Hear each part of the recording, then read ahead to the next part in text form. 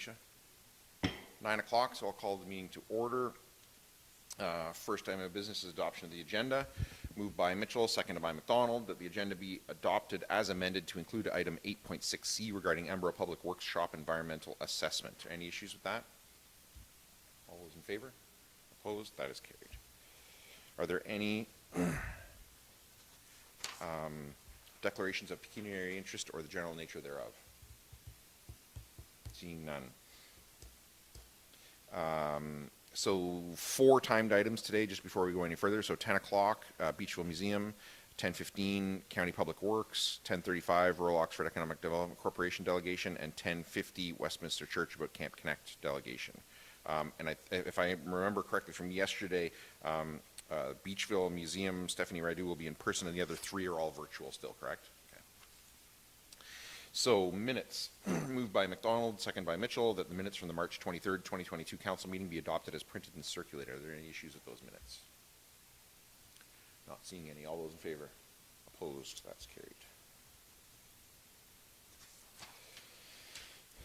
Public comment period. Nobody signed up. Thank you. And no public meetings and no drainage meetings. So until 10 o'clock, we'll get through some other work until people come to talk to us. So I think we would start then, if it doesn't matter, does it matter to staff? Does anybody want to go first? Chief, you're up. 8 reports from staff. 8.1 Fire Department, report 2022-063 from the Fire Chief regarding monthly fire report for March 2022. Chief, is there anything you want to highlight for council in that report?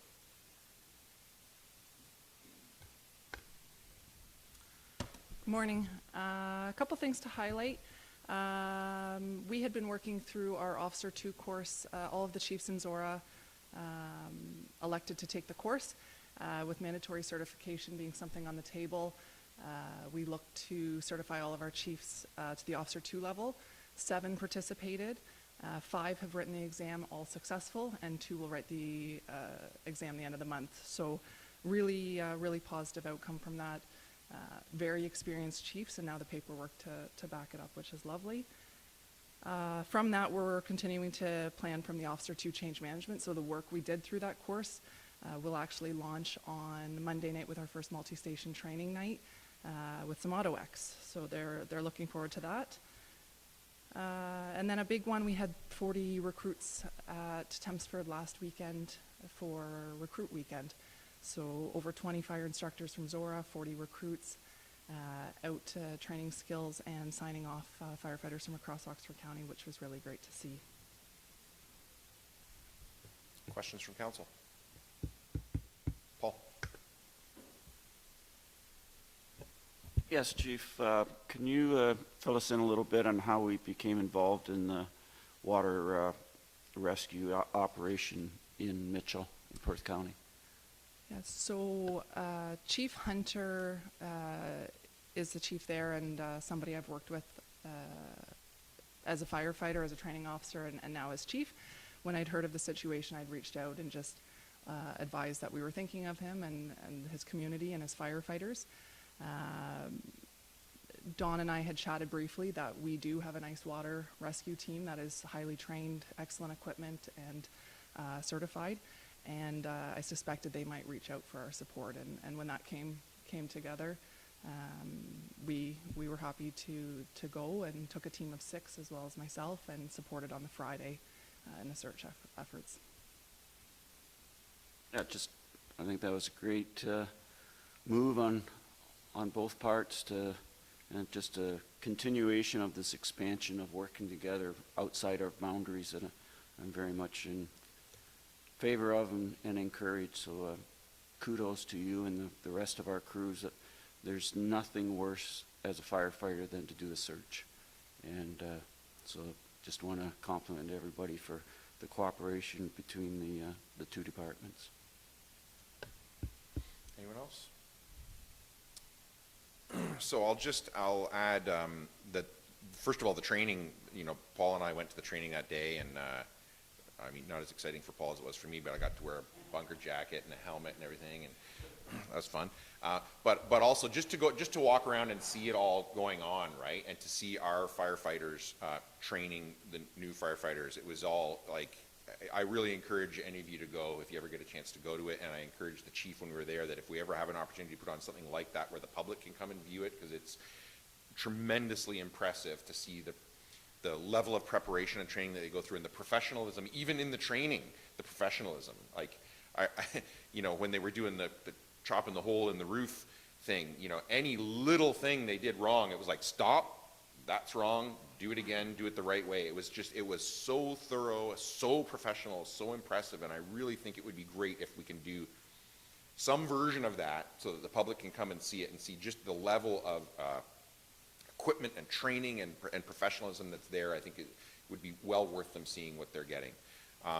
I would add to Paul's comments on the West Perth support that we did for the river search that, you know, there's correspondence here from the mayor, but also the CAO reached out to me that weekend and just said how much it meant to them just as a staff that there was support from other communities.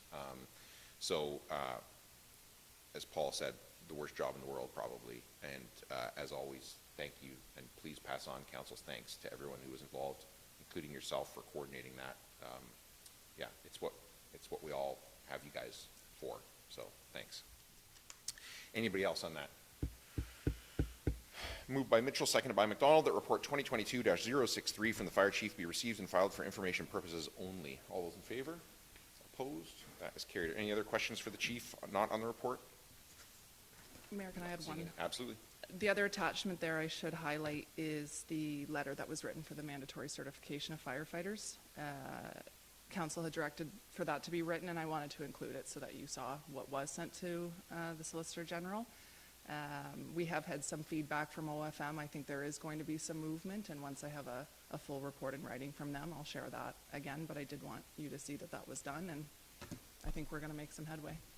And thank you for that, for taking that initiative and informing council about it and encouraging us to write that letter. Would not have happened if you had not taken that initiative, so thanks, and please do keep us up to date on as that proceeds. Perfect. So then 8.2A, Recreation Department, report 2022-065 from the Director of Recreation and Facilities regarding monthly recreation report for March 2022. Matt, is there anything you want to highlight for council? I think that most of the report stands for itself, but there is a small paragraph in there with regards to the temps for Trojans ice and our extension for their season. And I'm going to guess that most councillors are aware at this point that the ice has been removed at Tempsford, and it has caused a bit of a stir through the community as there was no request further for an extension of their ice season received from the team. So we continue to remove the ice as scheduled, and then that has then resulted in some community conflict and stir. So, any questions for Matt on the report? Paul. So just to follow up, Matt, are they going to be playing in Embro, or have they made other arrangements? There should be an announcement shortly from them, but we do not have them in Embro currently booked, so they're looking elsewhere. Okay, there should be an thanks. announcement shortly. I would just add to that our staff did let them know that the Trojans do know there is ice available to them in Embro. So, anybody else on this report? The only other thing I would add to that is that Katie and I met with rec staff on this yesterday. Then we met with rec staff and the Trojans yesterday. Full airing of all the issues and what went wrong, what went right, what could go better in the future. I think nobody's happy with the end result of what happened with this, but I think everybody left the meeting with a better understanding of what happened, and I think everybody will do better in the future is my take on it. So, any other issues on this report? Moved by McDonald, seconded by Mitchell, that report 2022-065 from the Director of Recreation and Facilities be received and filed for information purposes only. All those in favor? Opposed? That's carried. Are there any questions for Matt not on the report? Not. Oh, Steve. No questions, just a comment. Those new lights over at Madison Park look terrific. I didn't know we were getting new poles with them too. Thank you for the comment. Yeah, there was a long time coming through back orders, and manufacturing delays to get them there. But yes, there was new poles involved because if we looked at the old poles, they couldn't, like specifically the infield poles being shorter wouldn't provide proper light distribution to the infield and outfield. So. Thanks, Matt. And 8.3A, Building and Drainage Department, Report 2022-062 from the Chief Building Official Drainage Superintendent regarding monthly building report for March 2022. Mike, is there anything you want to highlight for council? I would just highlight single-family dwellings, actually. Up, I think we're going to see that constantly this year. Any questions for Mike on the report? Not seeing any. It's good that they're being built. Yes. I'm looking forward to more non-single-family dwellings being built, frankly, but it's good news that stuff's being built, so it's a Yeah. good thing. If there's no other questions, then moved by Mitchell, seconded by McDonald, that report 2022-062 from the Chief Building Official Drainage Superintendent be received and filed for information purposes only. All those in favor? Opposed? That is carried. Thanks, Mike. Thank you. And Public Works Department, 8.4A, Report 2022-060 from the Director of Public Works regarding monthly Public Works report for March 2022. Steve, is there anything you want to highlight for council in that report? No highlights in this report, no. Questions from council? Katie? Just a comment. I could not love this barn swallow collaboration with IDCI more, and I just wanted to commend our Public Works Department on identifying that opportunity that I think is has significant benefit for both sides of that. These shelters that were mandated to build and install, they're expensive and they're time consuming. And so I think there was an excellent efficiency opportunity here in having them built elsewhere, and what a wonderful opportunity for these students, both in the construction aspect of it, but also a learning opportunity for them about sustainability and supporting species and habitats. So just, a lot of times on the reports there's some negative news, and especially from, reports yet to come, but it's nice to have Steve in that chair and have something really wonderful to look at. So I'm just trying to embrace that for the moment. Thank you. I'll pass it on. I can't take much credit for this one. Derek Collins, the foreman at the Contour shop, he took full lead on this one. He came up with the idea. His son Hunter is enrolled in this course, so it kind of fell together great.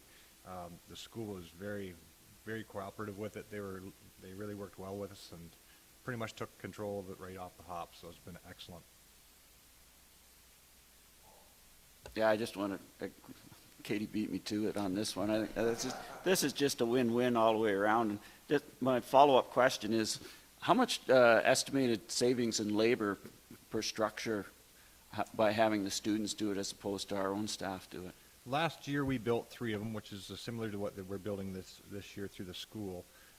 We spent probably out of pocket right around $2,000 for the 3 structures and labor costs, and that's not running back and forth with the pickup truck getting materials. So it adds up, and it's not only that, it's now our staff can concentrate on more road-related issues while they're not doing this kind of stuff in the shop. So it's a win-win. Know how to drive a grader? Or?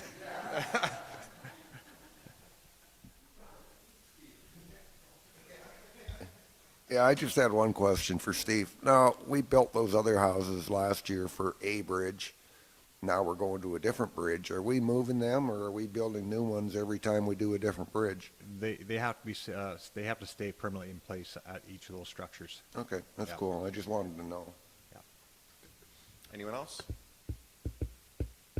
I would just say, same thing that Katie and Paul said, and really, from my perspective, this is just another example of this municipality cooperating with our schools, like going back to our local school committee, the council meetings in the schools, to Mayor Lupton being a former school teacher and caring so much about the schools, and this is just another example of that. It's just tremendous, and it's so good to see. So thanks for that, and please pass it on. I will definitely to pass Derek it on. and to Hunter, and get Hunter to pass it on to his classmates and his teacher as well. I will. Thanks, Steve. Thank you. Moved by McDonald. If there's nothing else, Moved by McDonald, seconded by Mitchell, that report 2022-060 from the Director of Public Works be received and filed for information purposes only.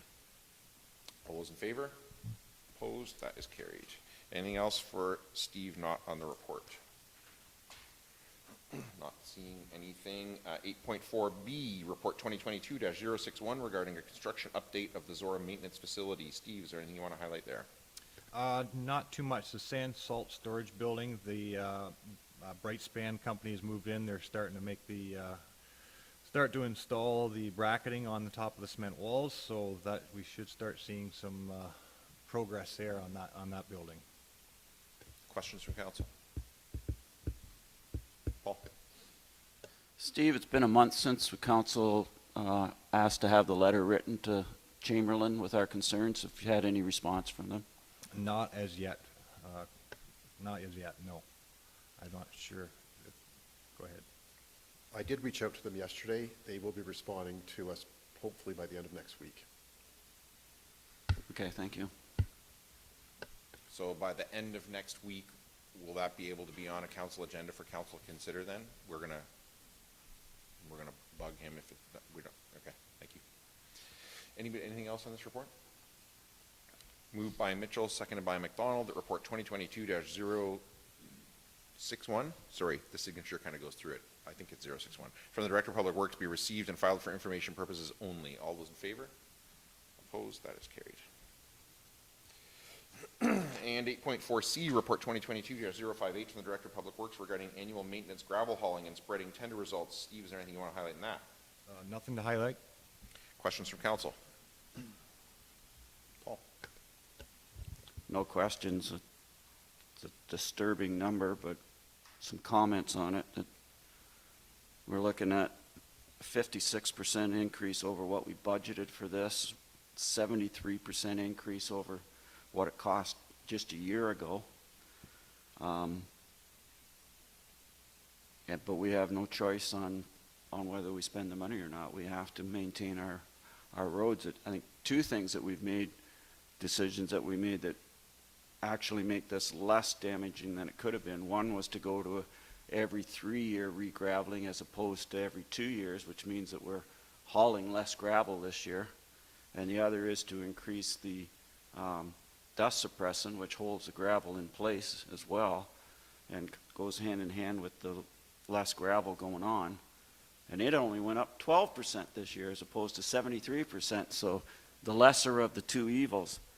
But you certainly can't blame the trucking companies. They're just getting hammered right now. The price of diesel, which is a combination of the oil prices skyrocketing and carbon taxes being put on, maintenance costs are unreal.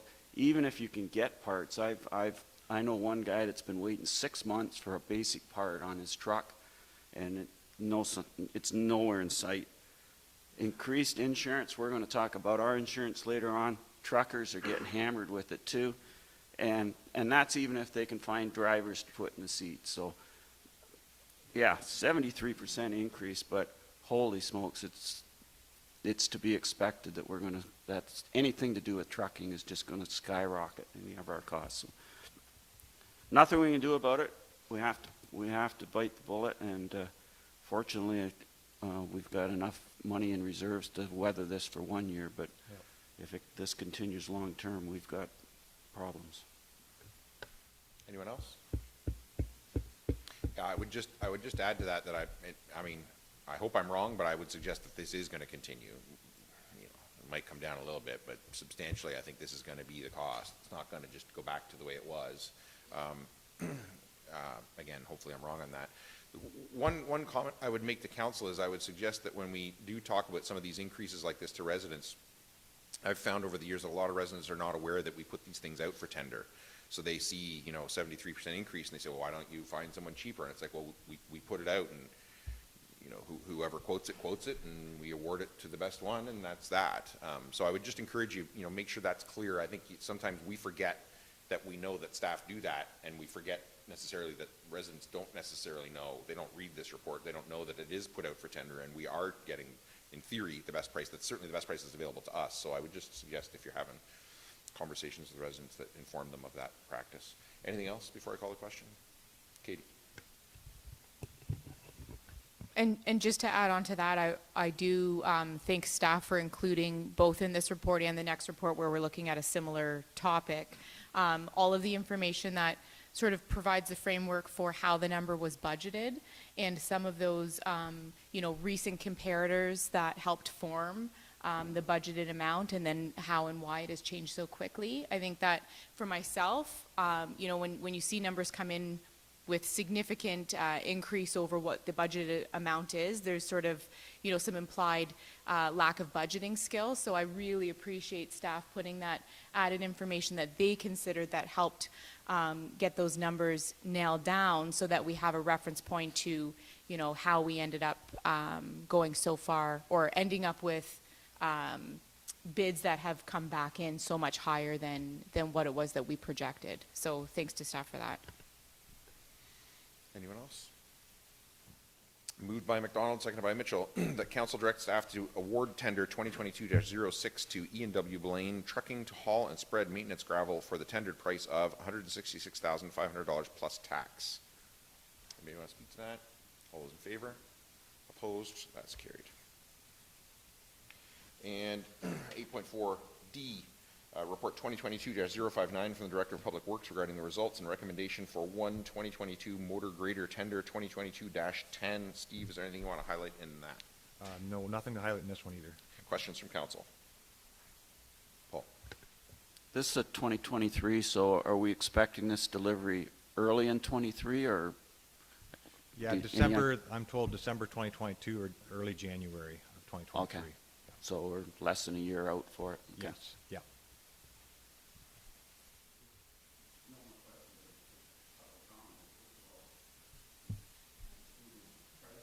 Sorry. We see this price escalation in the last couple of months enforces the value of early budgeting, and unfortunately we had to delay budgeting this year. And the other thing is the value of having a proper facilities to maintain this equipment. When a grader is worth over $500,000, it's nice that we're going to have new facilities so that we can wash them on a more regular basis and I'm guessing, and it's going to be easier to maintain them and everything as much as possible is going to be stored inside all the time. So hopefully that extends the life cycle of this equipment.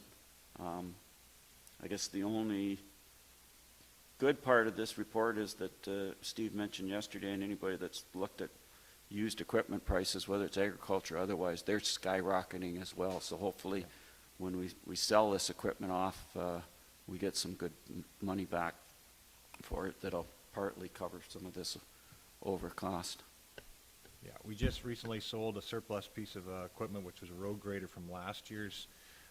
We held on to it longer for COVID purposes and staffing, but we hoped to get about 50,000 out of it, and we ended up with 85. So it's a huge increase in that. So it does help with the equipment reserves, putting that extra in there. Anyone else? Moved by Mitchell. Did you have your hand up, Ron? Oh.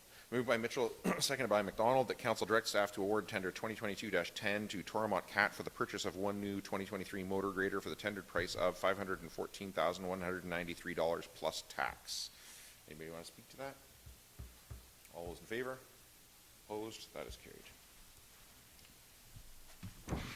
Thanks, Steve. Thank you. And 8.5, Finance Department. A, report 2022-064 from the Director of Finance regarding 2022 budget summary. Diane, is there anything you want to highlight in that before I ask council for questions? No, excuse me.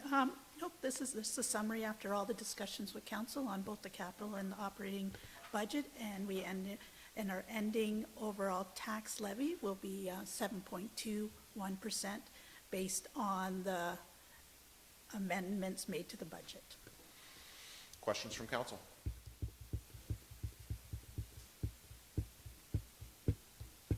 Not seeing any.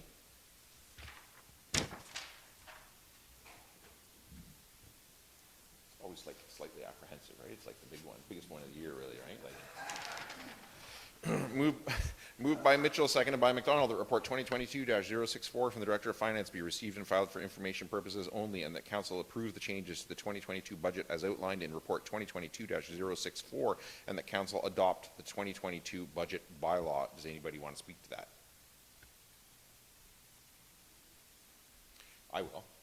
I said it before, but I'll say it again. It was, you know, a later budget process than we wanted for a whole bunch of reasons that were, you know, certainly beyond your control. But I think you saw from the budget debates that we had at council, it was a very constructive budget debate. I think, you know, council's overall, again, not happy with the increase that it is, but it's not because of, you know, certainly our finance department or senior management team. It's the world that we live in. So, you know, happy to do this and really looking forward to an earlier start on next year's budget and all the new and different things that you're going to bring to us in the way to build a budget. So, very happy to do this. All those in favor? Opposed? That's carried. And Corporate Services Department, 8.6A.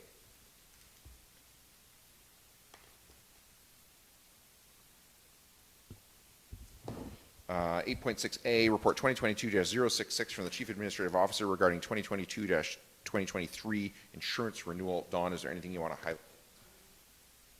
highlight? Doug Bell would be available at 1 if there's any questions that do come out of the report. Otherwise, council can deal with this now. So I guess it's up to council then. If you want to defer till 1 o'clock and ask Doug questions, we can do that, or you can deal with it now. I'll leave it up to you guys what you want to do.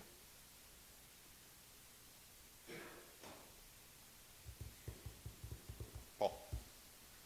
I don't have any questions. There again, it is beyond our control. That's the price. Whether we want to have a debate, whether we should be looking at alternatives. Apparently, there aren't a whole lot of our alternatives out there.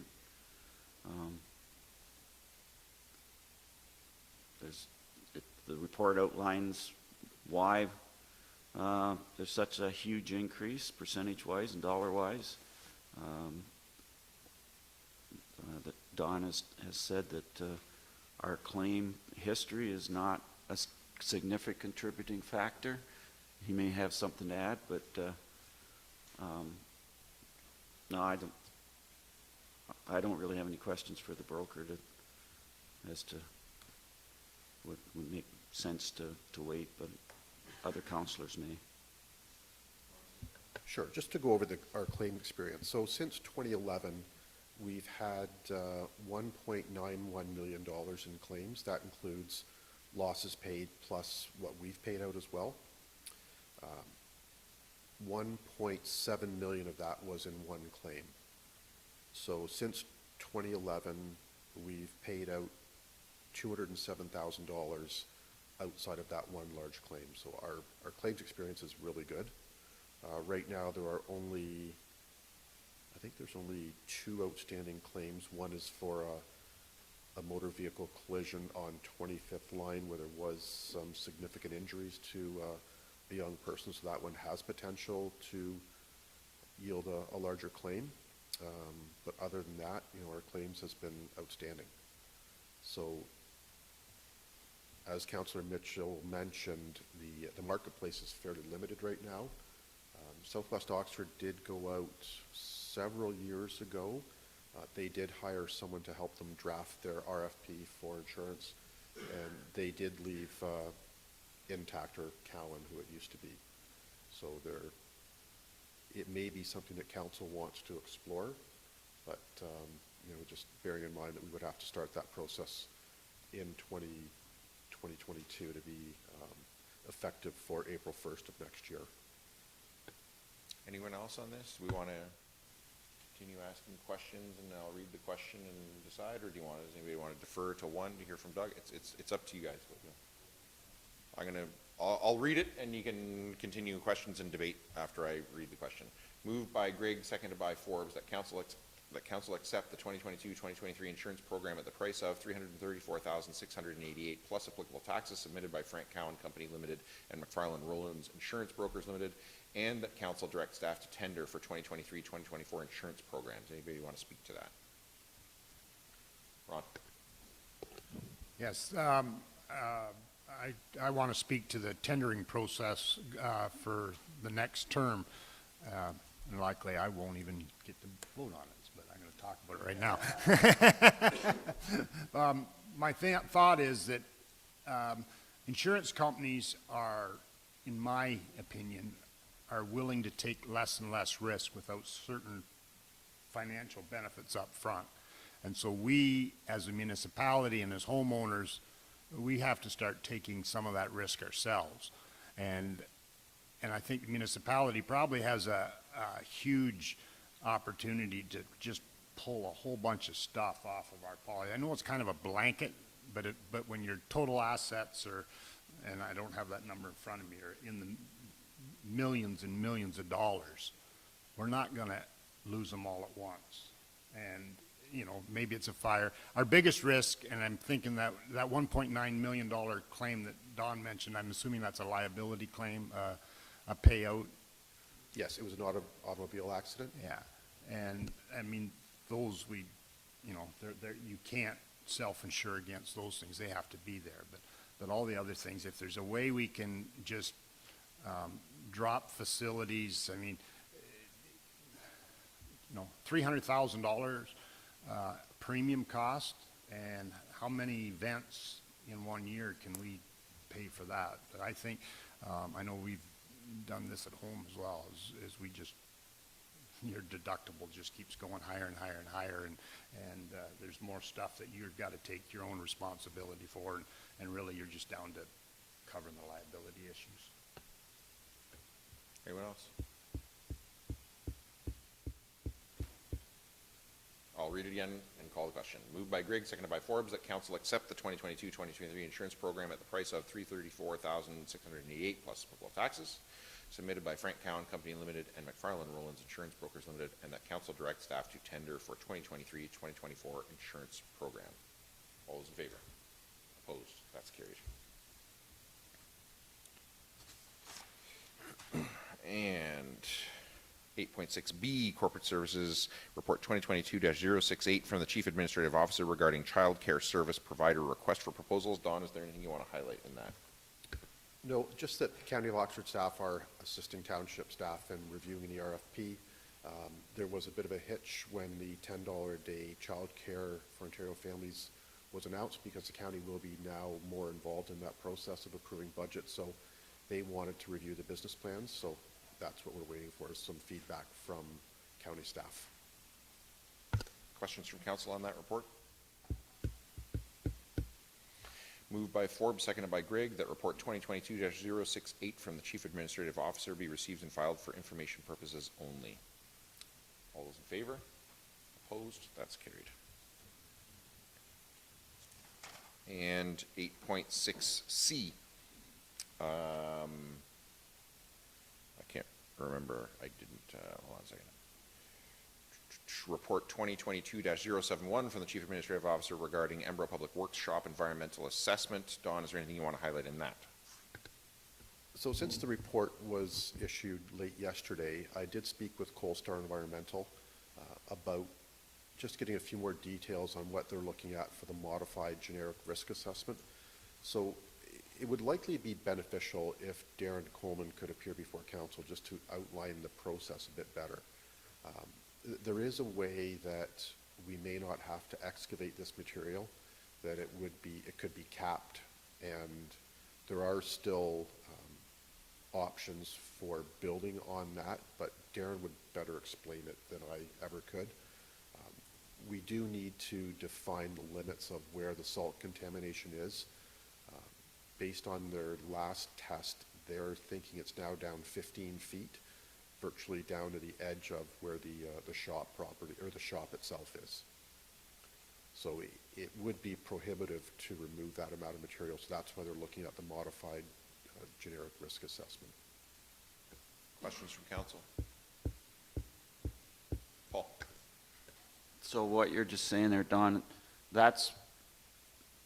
is that aside from spending the $55,000 to do the assessment? That's more of a how we handle it once we know what the exact situation is, or?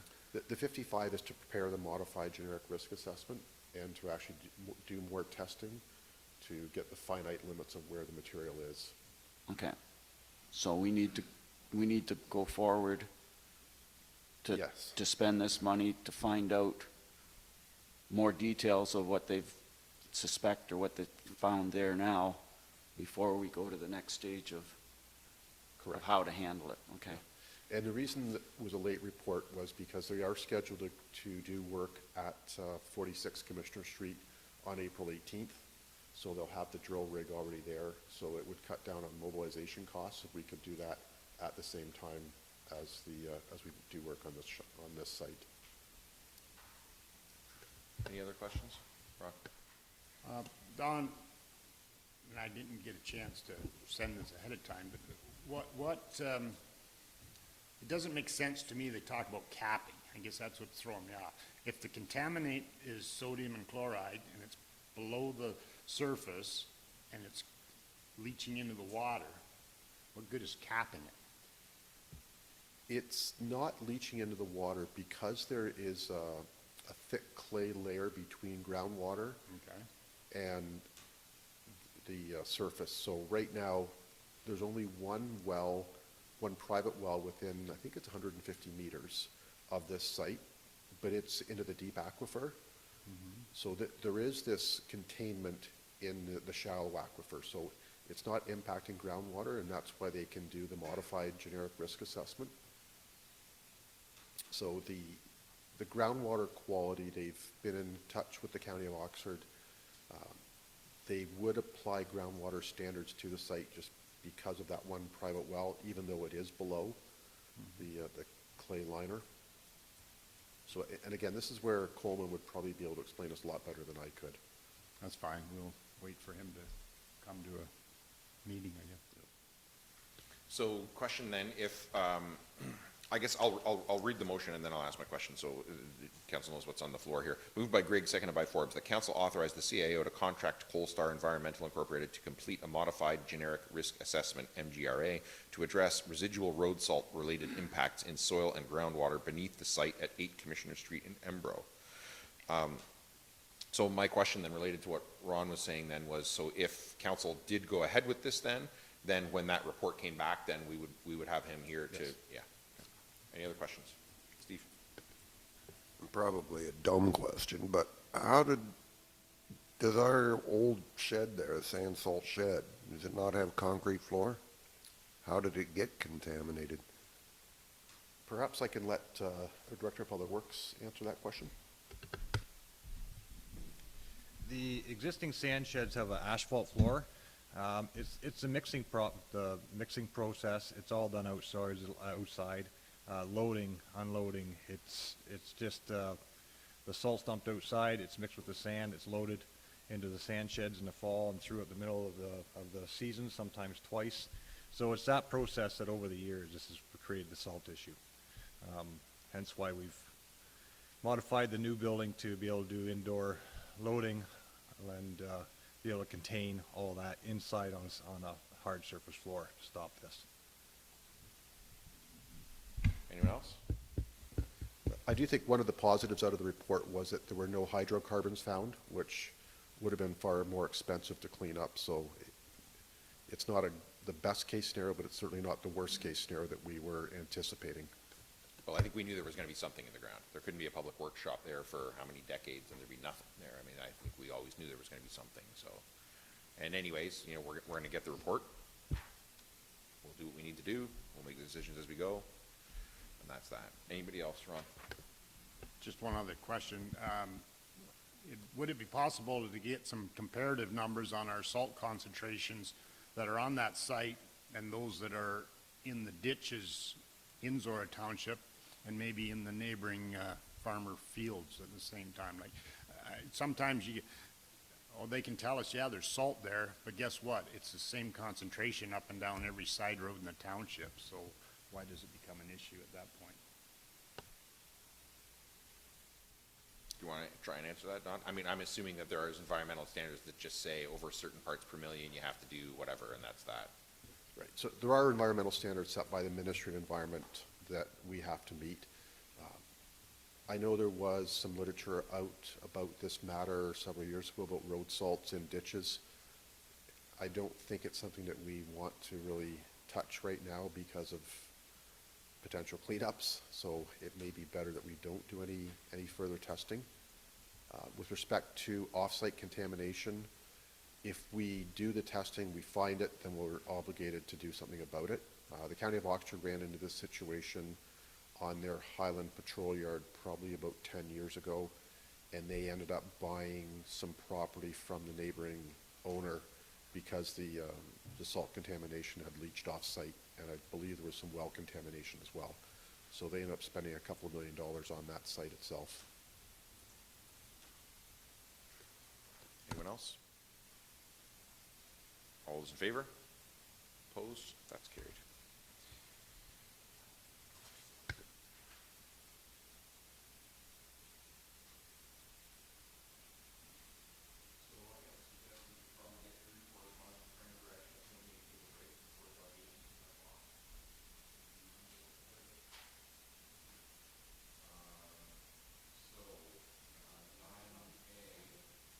Sorry, thank you. 9A,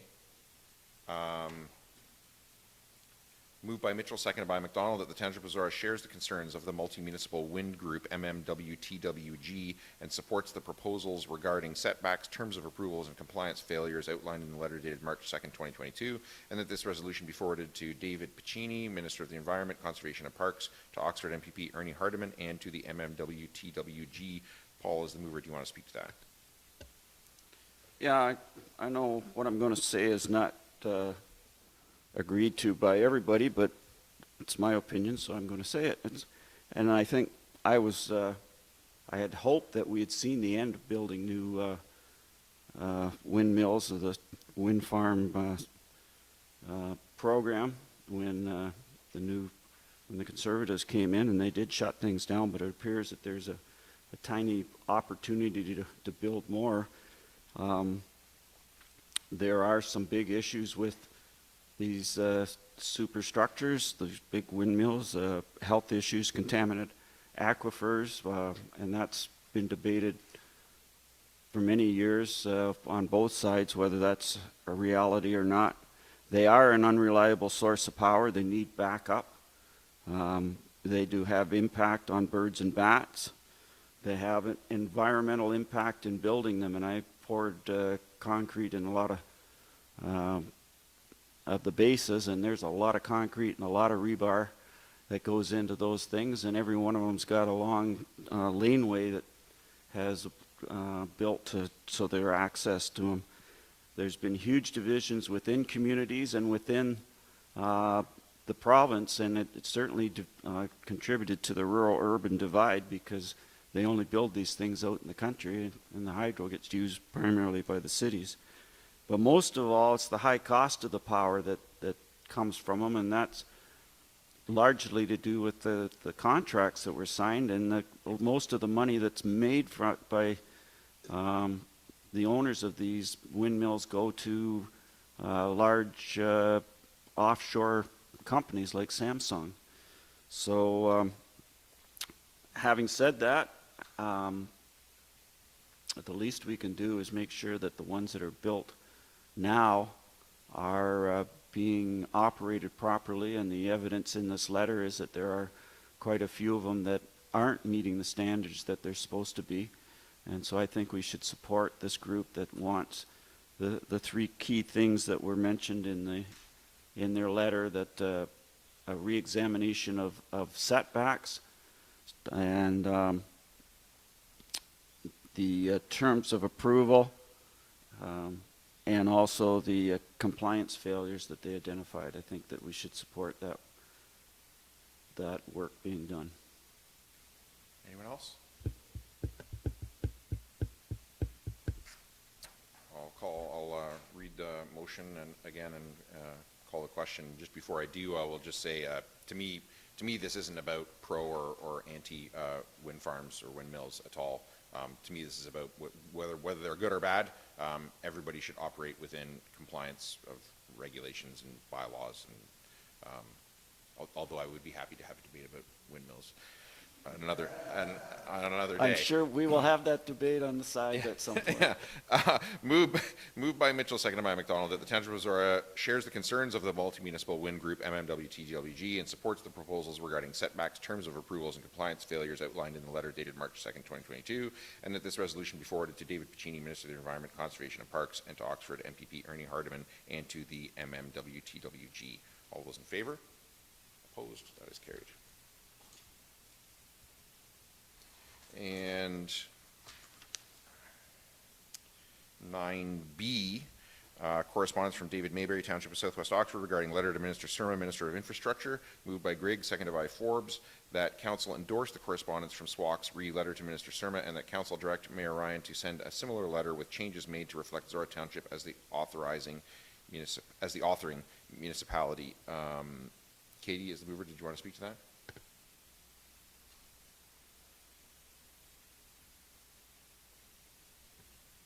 I'm okay. Ron? No, I think we need to support Southwest Oxford in this, like I was totally unaware of that, and then when I see it, it makes complete sense. Why are we putting tax dollars into wireless internet when here in Zorra, we're doing a lot of fiber optics is going in the ground. So that, to me, yeah, let's get this money where it's supposed to be, not in wireless. Anyone else? David and I have worked on this for a while. He's obviously the lead on it, having been, on the SWIFT board and chair of the SWIFT board for many, many years. He's extremely informed on this issue, but we've been working together to try and find a way to get that point across to the minister that wireless is not going to be well received locally, right? That the question is not going to be, I got better internet than I did yesterday. It's going to be, why don't I have as good internet as my neighbor down the road who's got fiber? And that really is the only measure that people are going to have. And that if Zorra and Oxford are prepared to spend some money on this to get people the results that they want to have, that it would be very disappointing if the province didn't work with us to try and maximize the dollars that are available. Why carve out one chunk of them and get a lesser result when we could collaborate? So we're not sure exactly where this is going to go, obviously, but I think it's well worth having this kind of discussion with the province to see is there a better way? And that's really what this is saying is, can you talk to us and see if we can find a better way? So all those in favor? Opposed? That is carried. And 9C. Moved by Grigg, seconded by Forbes, that Council authorize the Margaret Lupton submission to be included in the name registry for future use for a municipal asset. Katie, I know you want to speak to this.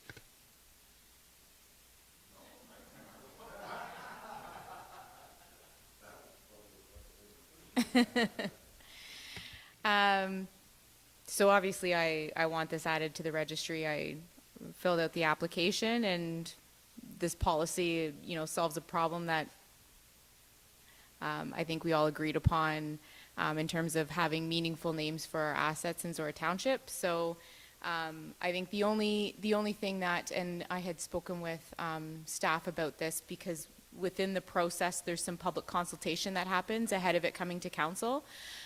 So I just wanted some clarification, because it wasn't part of the agenda package, whether or not there had been any public input or comment on these, and I was informed that there was not, which is why it was not included. But moving forwards, that would be something that that if it exists, we will see that on the agenda if it were to be part of it.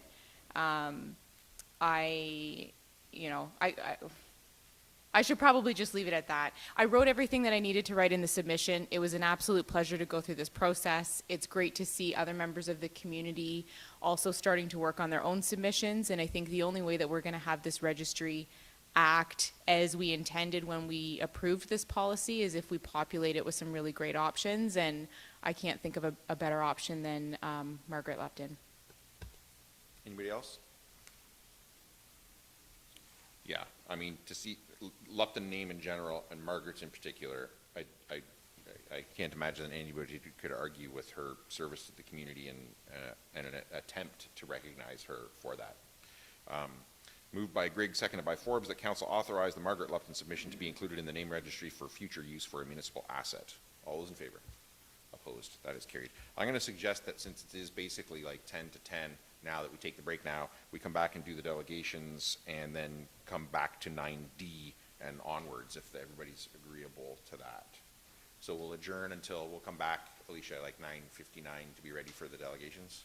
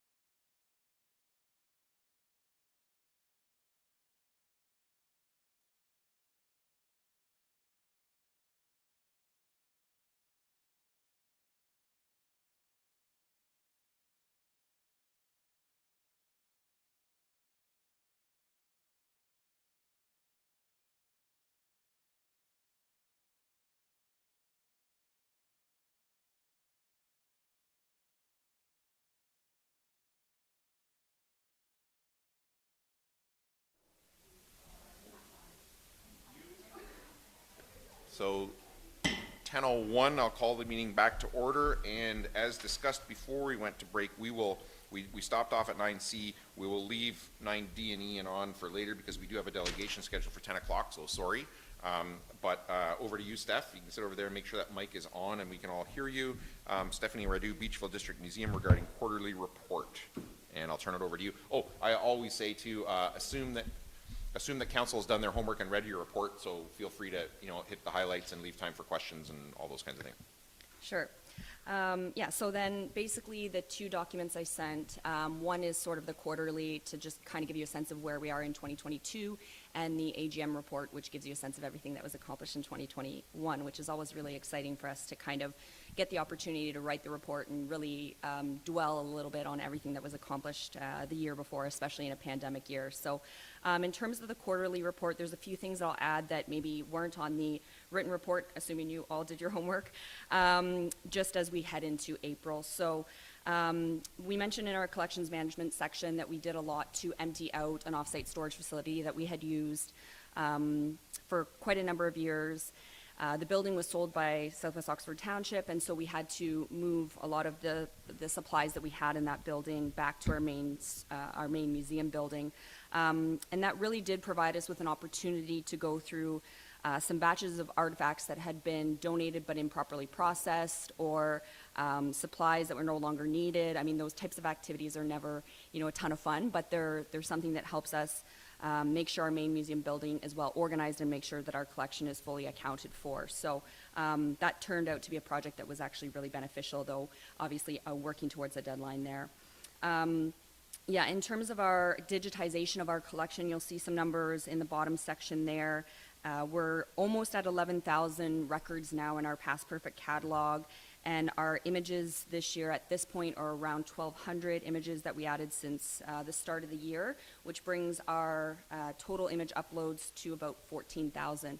And what's great about this is it gives us greater capabilities for looking at the health of objects over time. So when I say we're adding images of these artifacts, what it means is in our database, the records for individual artifacts are now paired with images that help us track its condition. So, for example, if we have a photo of a quilt in the catalog that we added in 2022, and 5 years from now we pull that quilt from storage and we see that the greens are all faded and the reds are all faded, we can identify that something's wrong with how we're storing it, or something is wrong with how it's aging, and that allows us to better care for the artifacts long term. So that's an important piece that we're working on in the current moment. Yeah, our social media and promotions, I think one of the things I want to highlight in this section is we are really trying to keep our content local, keep our content focused on engagements. Obviously, that's easy to track with analytics with Facebook, Instagram, and Twitter, but it's really important for us that the content isn't just something that we're pulling out of the archives and slapping on social media. It has to be something that engages people, that reminds them of events that they had gone to as children, that shows how our villages and our communities are changing, and that people can really identify with and comment on. And we've been seeing great success with that, especially with our local pages in Woodstock and Ingersoll and Beachville and whatnot. One of the changes that we also had to make, and this is based on the requirements or the requests of our membership, is, not everybody is on social media, not everybody's comfortable on those platforms. So we did introduce a Clavio newsletter, and this will just go out seasonally. It's kind of a test to see how that content can be processed into an email format and sent out to those who aren't on social media. And so far, we've got great comments on the content in that newsletter. So we're looking forward to continuing that and keeping people in the loop that otherwise sort of felt a little bit left behind during the pandemic. Events and programs, this is a really surprising area for us, because after 2 years of events and programs sort of being really hindered by the pandemic, we did see a surge at the start of the year of people doing a lot of virtual events. Not that we didn't see that through the pandemic over the last 2 years, but just that, it seems as people have gotten really tired of not having those activities or events to go to. So we're really happy that we participate in the St. Mary's Heritage Fair. our Southwestern Ontario Baseball Pass was really an initial year last year, right, through this grant that Tourism London got, and they reached out to us again, and we're really looking forward to year 2 and seeing how we can build on everything that was accomplished in year 1, and just seeing what type of baseball tourism we can build in Southwestern Ontario. So the wheels are in motion for that for year 2. The other really exciting event that ties to Zorra Township is our George Leslie Mackay symposium. Our assistant curator, David Bouglis, has really been working on this project, interviewing a number of figures with the United Church, the Presbyterian Church, and Embro, as well as members of the Canadian Mackay Committee, just to make sure that we're looking at this topic of how George Leslie Mackay has been commemorated in Oxford County and able to participate in this event in Toronto in June. So that's been a really great opportunity for us to do a bit more research into how this figure has been, how his legacy has been perpetuated, let's say. And then in grants and major projects, I mean, these are really our busiest, largest projects that we are working on just tirelessly and continuously. The ISIP grant that we got for the museum allows us over 6 years to renovate our basements as well as a barn that's in the north part of the property. And obviously those types of renovations don't happen without a lot of work ahead of time to get the spaces prepared and ready for the contractors. So early in this year, a lot of what we were doing was emptying out our basements. That's not a process of just picking everything up and toting it over. Everything is, being cleaned before everything is moved. You can imagine with a museum, if you take something that's got, a spider's nest in it or whatever, and you move it to another room, you're transporting that pest, right? So everything has to be inspected and everything has to be properly kept in containers. Nothing can be shuffled around if it has artifacts in it carelessly. So all of these moves are really what's been keeping us busy at the start of the year. But the result has been that our new storage area has been completely renovated. We have a new epoxy floor, we have fresh drywall, we have the ceiling contained, which was never the case in the past. We had a lot of dusting that was coming down from the first floor into the basement. And this is just really building on work that we did last year where we, upgraded the air filtration system with the ERV. What we're going to end up with is a much safer storage space for our artifacts, and a much easier space for people to work in, for our staff to work in, which allows us to do more with our artifacts and whatnot. So that's great. That portion of the project is done. The next portion is to see our old storage area renovated, which is the second portion, the older portion of our basement.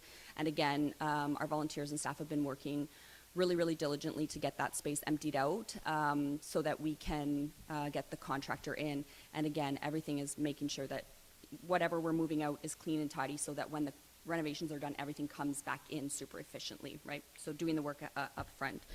And then our project with the Virtual Museum of Canada is one that we're really excited about. We've been working on this for about a year with the Canadian Museum of History and developing an exhibition, an online exhibition that'll be published in French and English on the history of the quarries. So right now we've just finished phase 2 and we're in the process of translating all of our content that we created. It's about 22 pages of archival materials about the quarries and how they've developed since the 1830s, 1840s.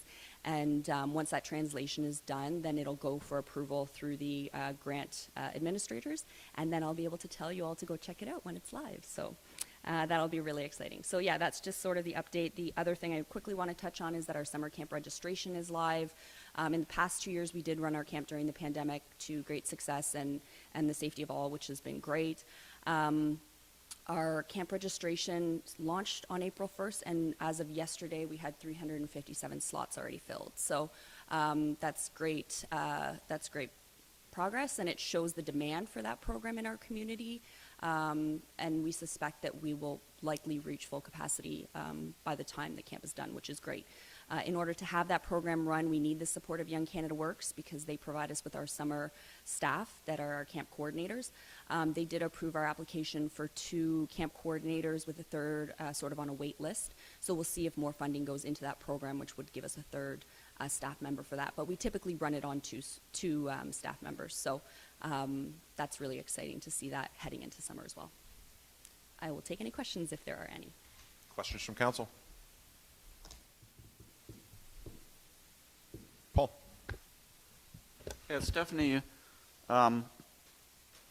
you talked about the renovation project for your storage, and temporarily you're using a couple of sea cans. So once the renovation's all done, will you have enough storage because you did lose an outside storage area, so are you going to be needing more storage space, or do the renovations make it enough? Yeah, that's a great question. So the renovations were applied for. The grant money for those projects was applied for because our storage spaces were not in a place where we could maximize the storage there. So yes, we are going to reclaim some storage space through the renovations to the old storage area. We're also going to be able to better maximize the storage space in the new storage area, so that will clear up some new storage space for us. The major project, which will head us into 2027, is the renovation of the barn, and that is a large building, which, if the renovations are done properly, should also clear up quite a bit of storage space for us. The museum, we are a collecting institution. We're only able to collect if we have the storage space to put the artifacts. So if someone comes to the museum and says, I'd like to donate this grandfather clock to the museum, and we have to say we don't have the space, sorry, that's a very common story all across Ontario. I was at a workshop at a museum in Burlington, and 80% of the participants in that workshop on collection storage had already declared moratoriums on collecting, which means they were no longer a collecting institution. They didn't have the space to grow, and we're trying to prevent that through this renovation. Will the museum need more storage? Always, because we're going to continue to grow, right? We're continuing to grow our collection. Now, part of how we care for our collection is also doing deaccessioning projects, right? So pieces that have deteriorated that we thought we might be able to preserve that weren't able to be preserved, items that were repetitiously collected. So if we have, 30 examples of a hay fork and we do our proper collections management, we shouldn't be using storage space to keep 30 hay forks if a new artifact comes in that we don't even have one representation of, if that makes sense. So in managing the collection, we free up space for pieces that we need to be bringing in to represent our culture and our history. But also these renovations, yes, will build us some more space, give us some more space, and then hopefully as we plan down the road, there still might be more needs depending on what we choose to do as a collecting institution. Anyone else? Just to compliment Stephanie and her staff, and some of the staff there are contract positions, so they've come and gone. But in the last year, 2 years over this pandemic, they've accomplished a lot at that museum. And some of it is all kind of behind the scenes work that was actually almost probably easier to do when you could actually have the clothes signed up and have people working in there.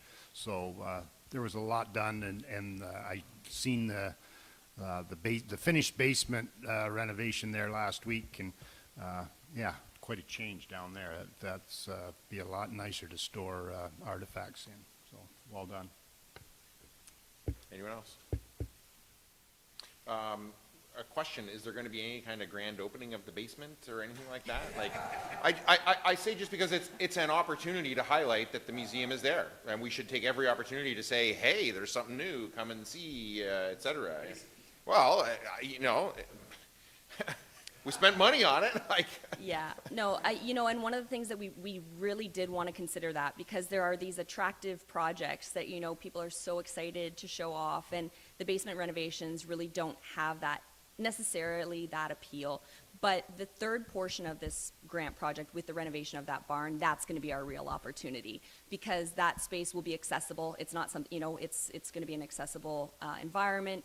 It's going to be arguably the most impressive part of the renovation, also the most expensive part of the renovation.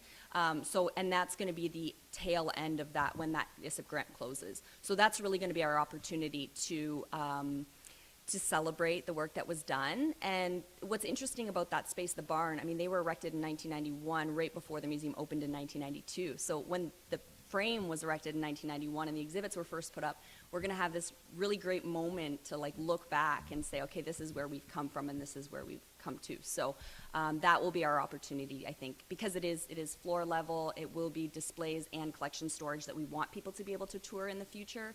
And it'll be a larger space where we can welcome a crowd. So it is planned to have something like that near the end, but it won't be until 2026, 2027. You'll have. There will be other events before then. That's right, yes. So next and most important question, will there be a baseball game this summer? Gosh.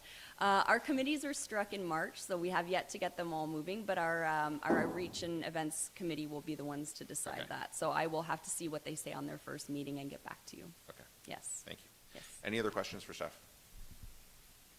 Moved by Mitchell, seconded by McDonald, that item 7A, delegation from Stephanie Radu, be received and filed for information purposes only. All those in favor? Opposed? That is carried. Thanks very much, Steph. Thank you, everybody. As always, informative. And have we got County Public Works available? Yep. So, item 7B, Sean Van Acker, Frank Gross, and David Simpson, Oxford County, regarding speeding concerns on Oxford Road 7, attending virtually. And I'll just wait until we're hooked up and ready to go.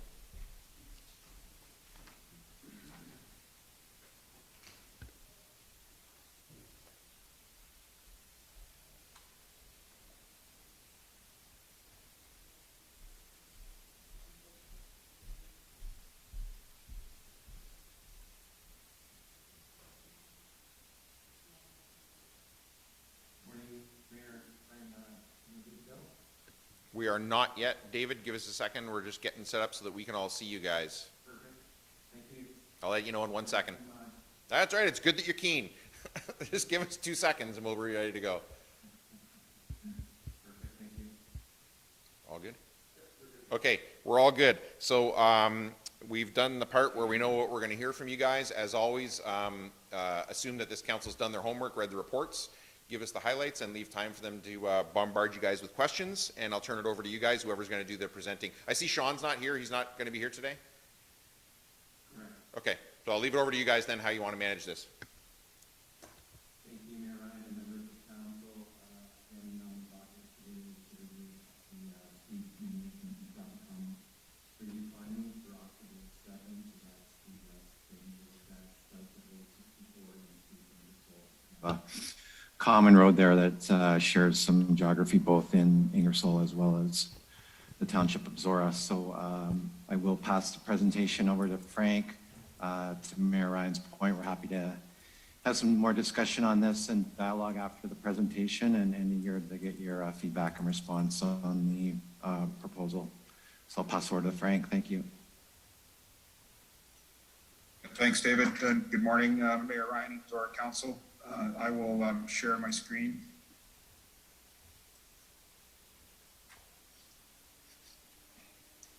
And you're seeing the presentation there? Yes.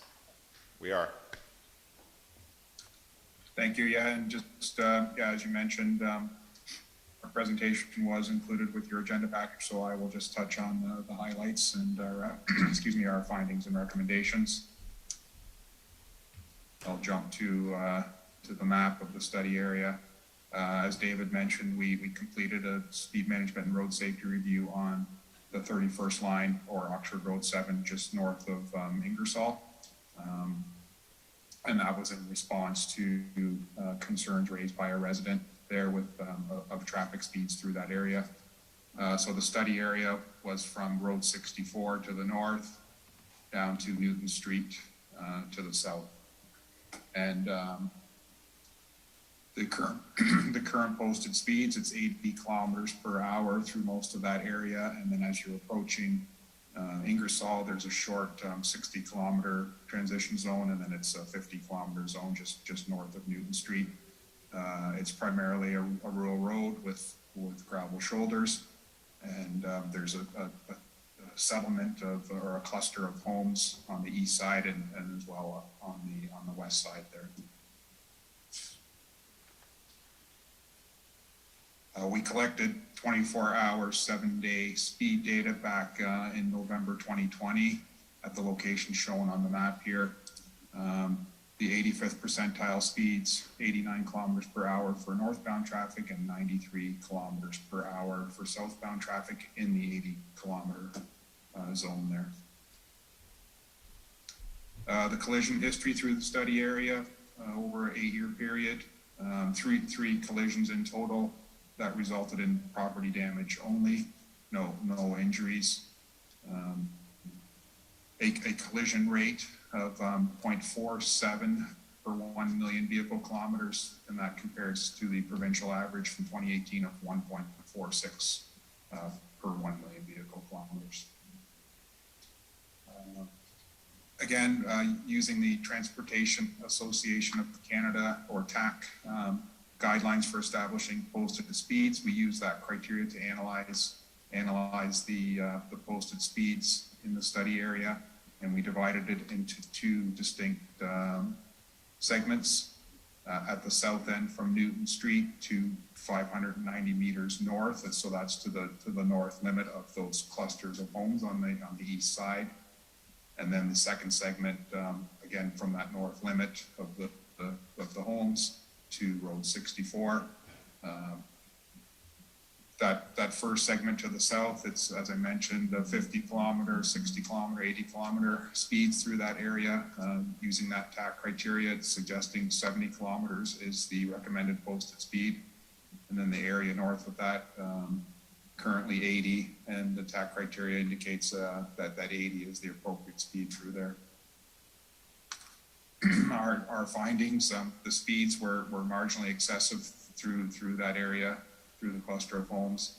Our posted speeds didn't quite align with the TAC recommended posted speeds, and our collision data showed that no apparent speed-related trends, and the overall collisions were very low through that area.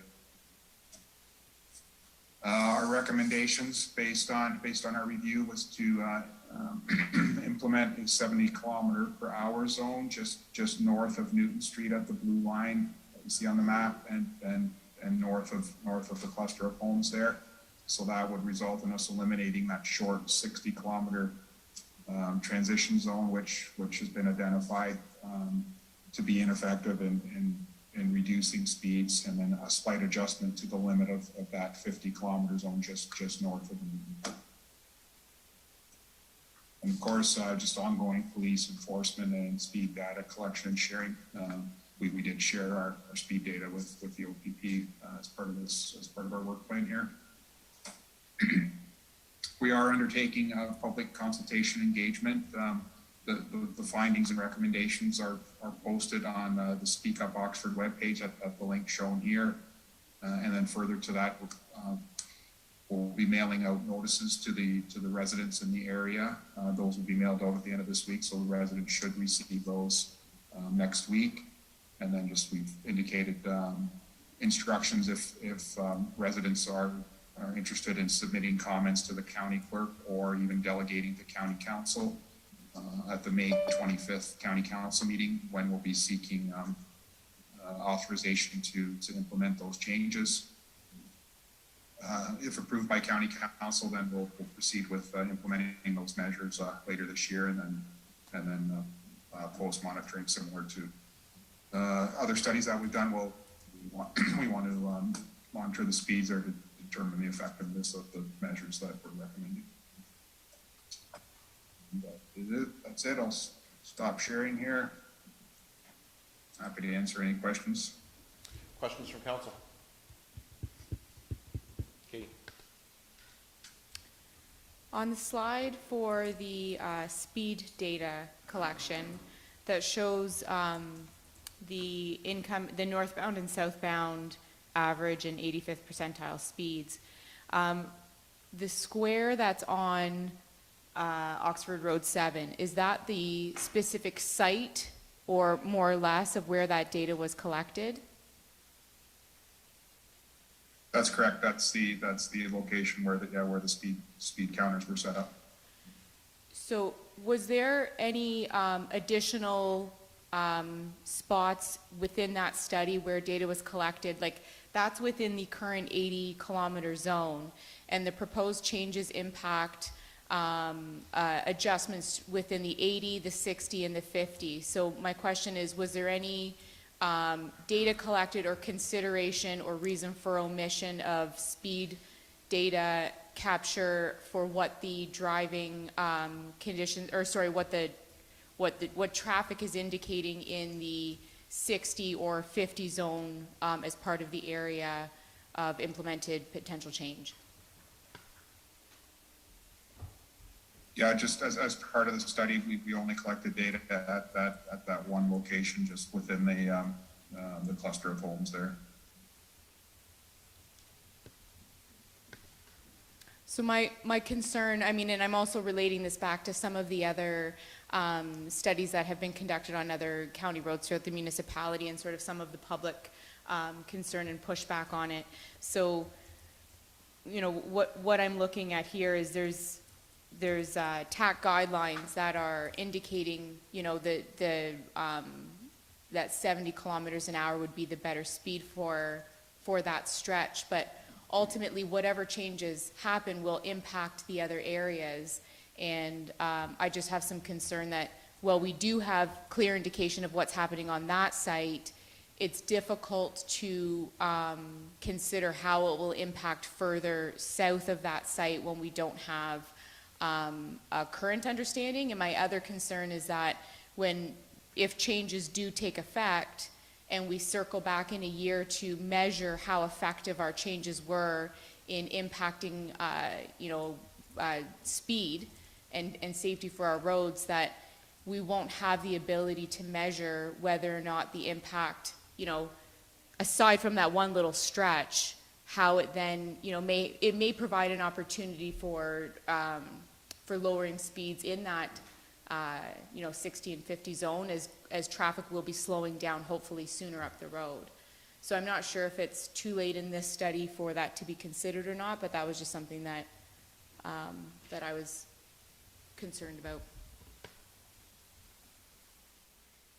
Thank you. Just to comment to that, I guess what best practices would indicate, at least for the 60 transition zone, that those have been shown to be ineffective, where there's no visual change, and then the adjustment to the limit of the 50 there again is based at the limit of that built up area and the driving environment.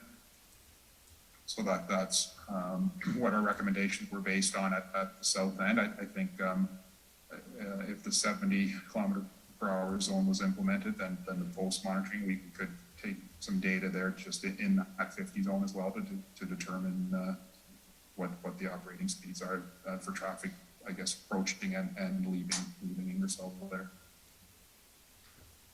Any other questions?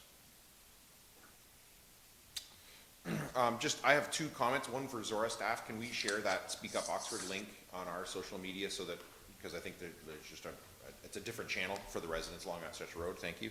And the other one is to David and Frank, and I think I've talked to you guys about this before, but the post-monitoring portion there, in discussions that I've had with residents, not about this one in particular, but other ones, I think that that's really important to them. The idea that this is going to be done, it's going to be done for a year and revisited. I think a lot of them, maybe if we could look at the wording of that, or make sure that in the mail-outs that go, that's clearly communicated that you guys are going to do this because the resident asked. We're going to measure it again in a year, and react accordingly to what we measure in a year.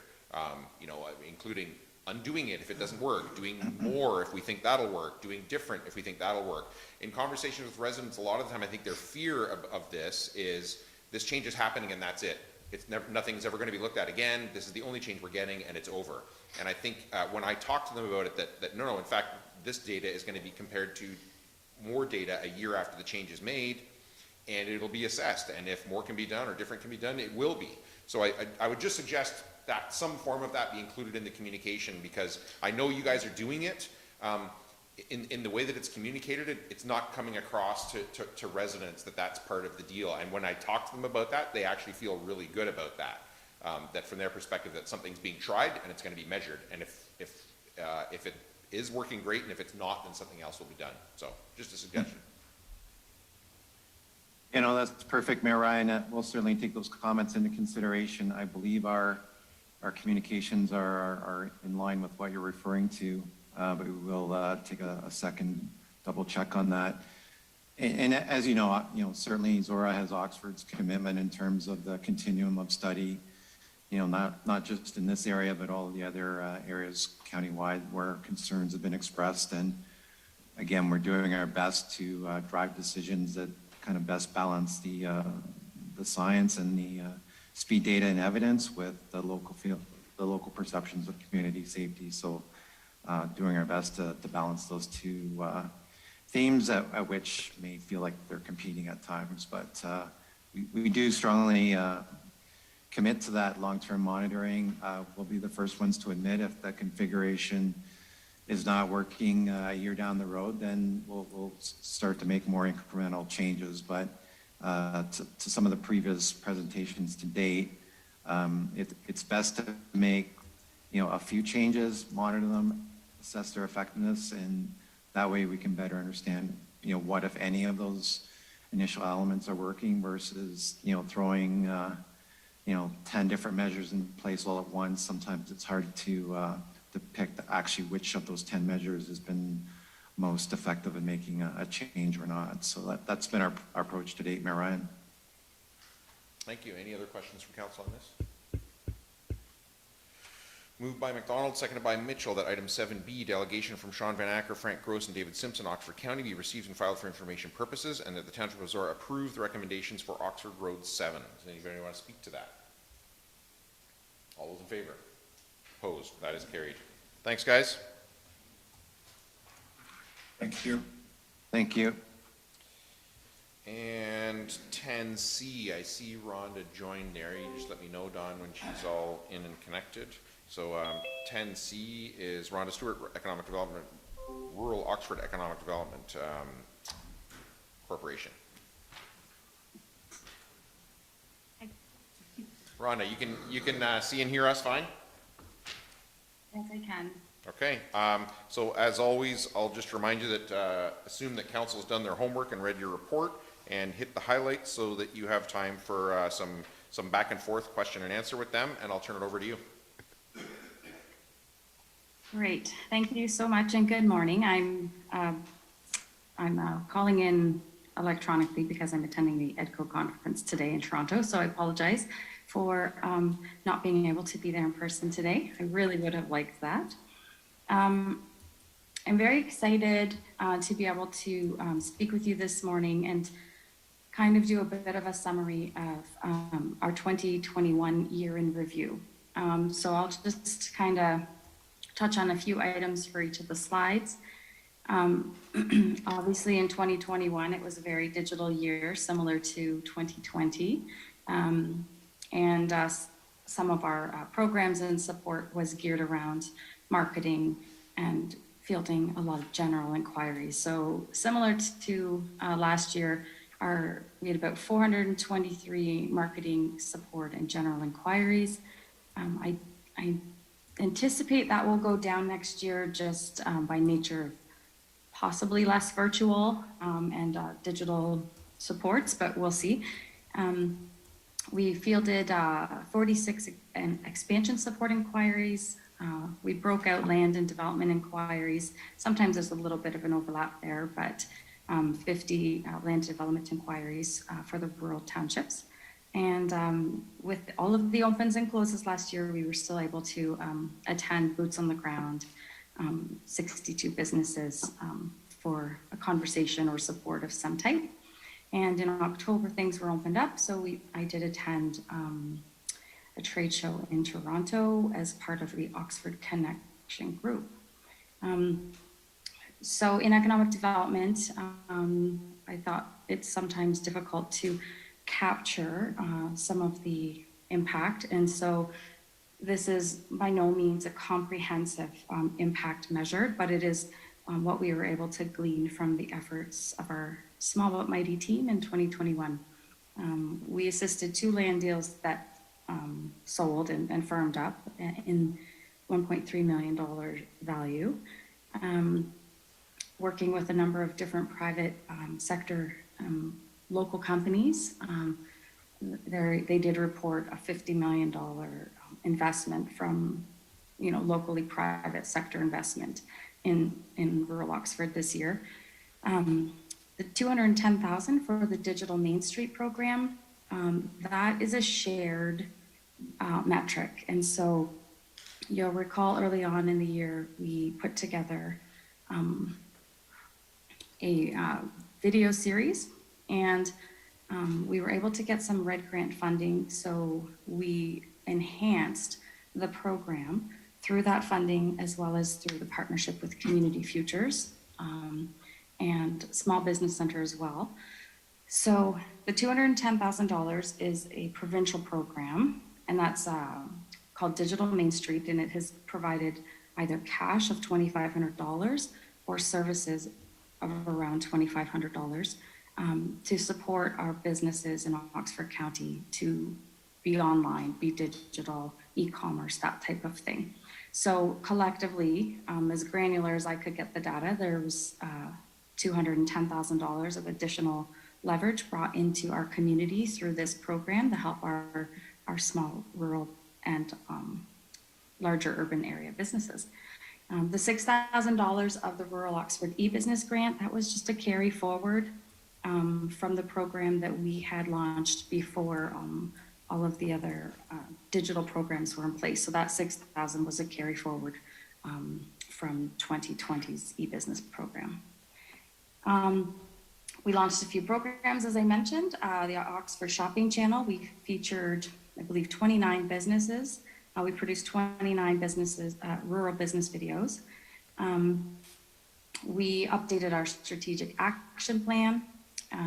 So now we have a 2022 to 2027 strategy action document that we can carve out the course over the next few years and really deepen our relationships and strengths in our rural communities.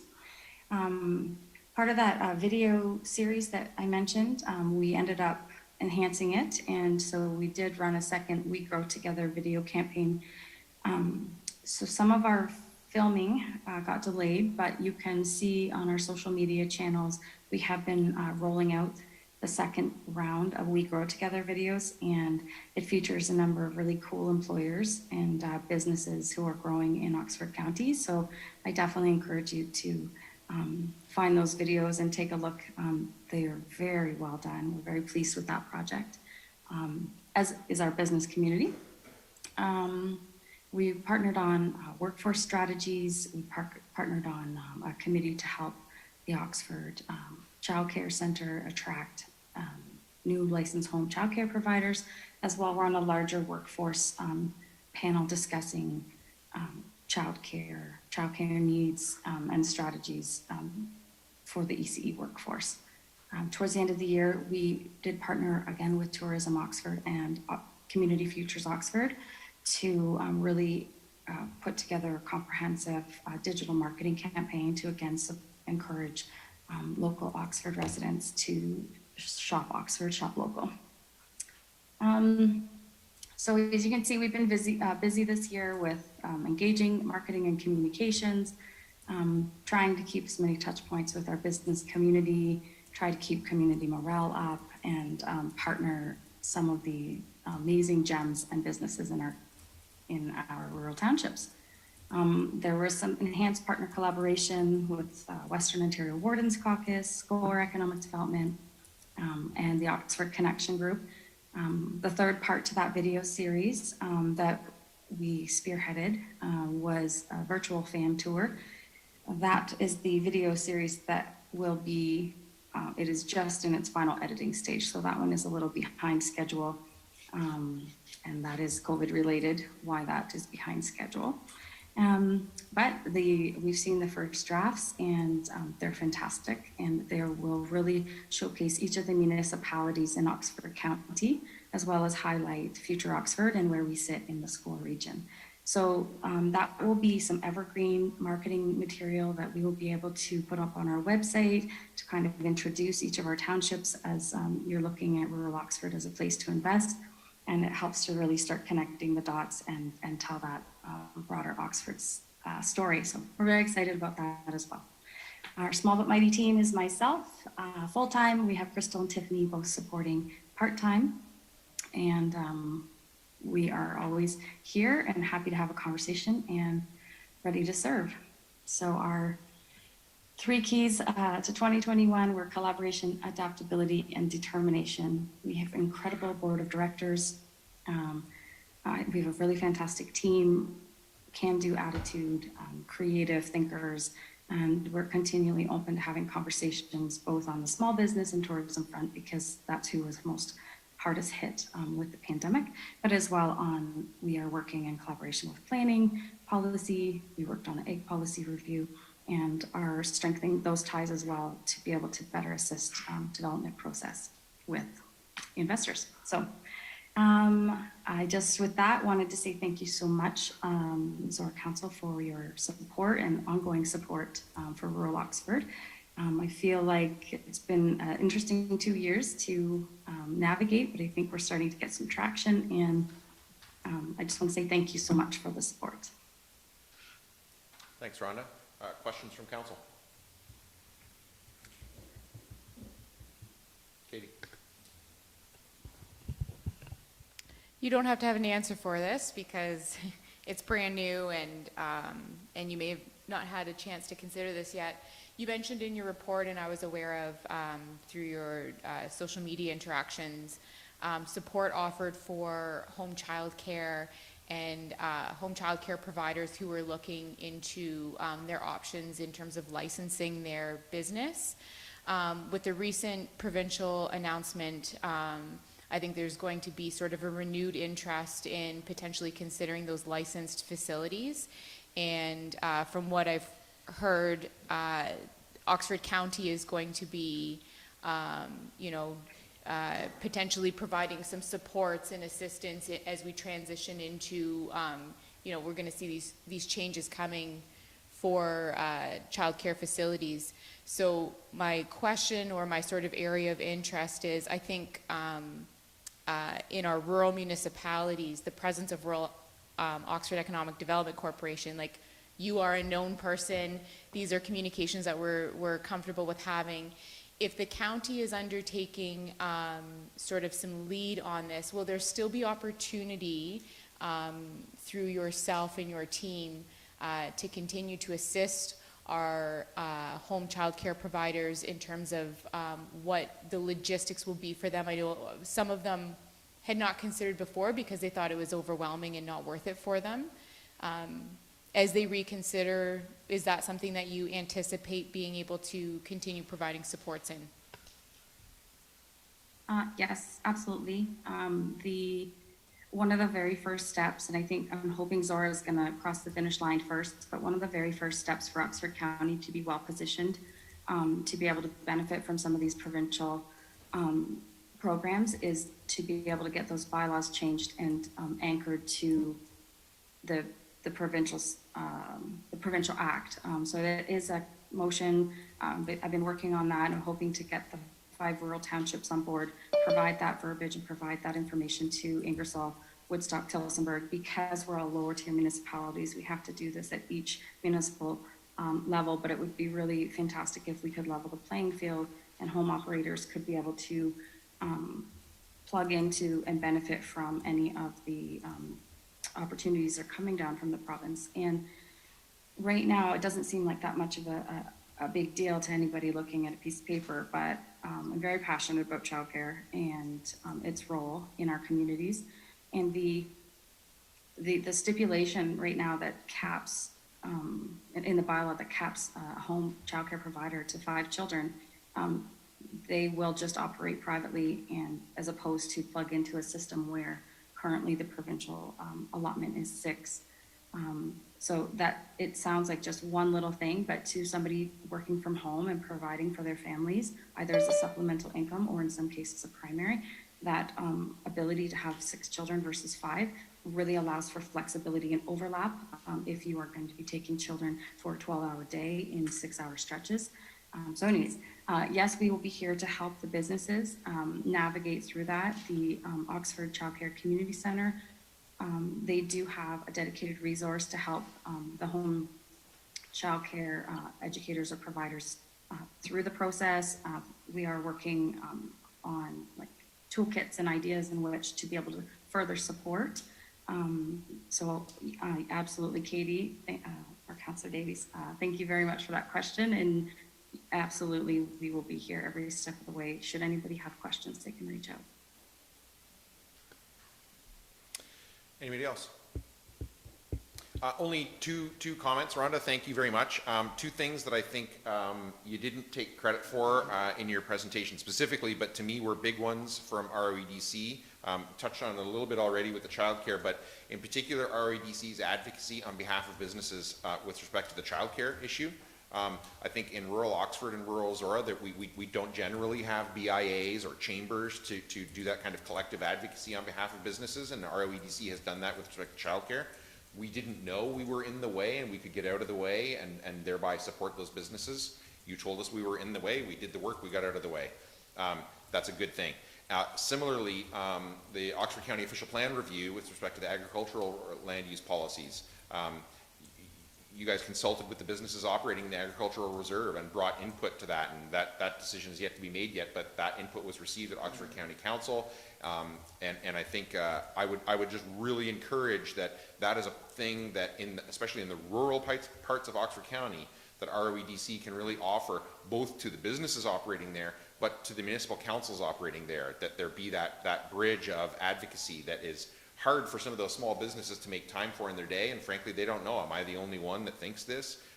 You guys can be that unifying voice to say, actually we've heard this from other places, we think we can maybe work with you, we can at least bring the information to the local council. Whether we do something or not is another matter, but when we don't hear it, it's guaranteed not to happen. And so I think I would just really strongly encourage ROEDC to look for more opportunities to do that on behalf of the businesses that you talk to all the time, and let us know when there's things that we could change that could help or get out of the way or whatever the case may be. We're always open to hearing it. As to how council's going to vote on those issues is up to them. But if we don't know, guaranteed we're not doing anything. So. Absolutely. I appreciate that comment. And there's probably a few other things I didn't touch on. There was some broadband connectivity announcements in this last year. And behind the scenes, I was able to help connect and further extend some of those broadband connections to help some of our rural businesses as well. There's a lot of behind the scenes stuff that happens in economic development that you can't always quantify, but I will continue to advocate and listen to both sides and be strategic. And so thank you so much for that compliment. Thank you. Any other questions? Moved by Mitchell, seconded by McDonald, that item 7C, delegation from Rhonda Stewart, be received and filed for information purposes only. Anybody want to speak to that? All those in favor? Opposed? That's carried. Thanks, Rhonda. Thanks so much, everybody. Have a great day. And we're not quite at 10:50, but just about. But 10:50 is delegation from Elizabeth Marshall and I believe Mark Marshall as well, Westminster United Church regarding Camp Connect 2022 programming. And Don, can you just let me know when are they all fully connected now? Looks like it. Elizabeth and Mark, you can hear and see us? Yes. Excellent. So I will turn it over to you to make your presentation to council. All right. Good morning, councilors and Mayor Ryan. I'm here on behalf of Camp Connect, which is a summer day camp run at Westminster United Church in Chelmsford. And also with me today is Reverend Mark, who is the minister at Westminster as well. So Camp Connect started in 2017, and council, the Zorra Township Council supported our program by waiving the fees to the Zorra facilities, which was also honored in 2018 and 2019. And we very much appreciate the support to our camp program. In 2019, we were able to expand our staff team to hire an inclusions counselor, which provides support to persons who are neurodivergent or persons with disabilities so that they can attend camp with no additional cost to the family. Most times families are required to provide their own support for children, which is very expensive and right now extremely hard to find. So we do intend to keep our staff team growing to be able to provide this support to families. So the last 2 years we have been closed because our building could not accommodate the restrictions for COVID-19. So we are happy to be reopening this summer now that some restrictions have opened more. And we have 40 campers registered for 8 out of 9 weeks of the summer so far. So for the 2022 summer season, we are asking the Zorra Council to consider supporting this program by waiving the entrance fees associated with the township facilities, specifically the Tempsford outdoor swimming pool and the arena for pickleball as well. Thank you. Questions from council? Paul? So how many times during the week would you be using, you mentioned pickleball and the pools? Right, so the pool we would like to use twice a week. We have reached out to Stephanie Starchuk for availability of the pool and scheduling, because we do work with her to schedule it so she knows when we're bringing our large group of campers. So twice a week for the 9 weeks of the summer at the pool. And for pickleball, there are, I think, 3 specific weeks of the summer that we would like to visit the arena for pickleball. So 3 weeks, not 3 times a week? Correct. So once 3 weeks of the summer for pickleball. Okay. And in your application, it talked about parks. What park facilities are you looking at? So from my understanding, we do not have to rent or reserve any of the playgrounds at this time. In the past, there wasn't allowed any mixing of cohorts.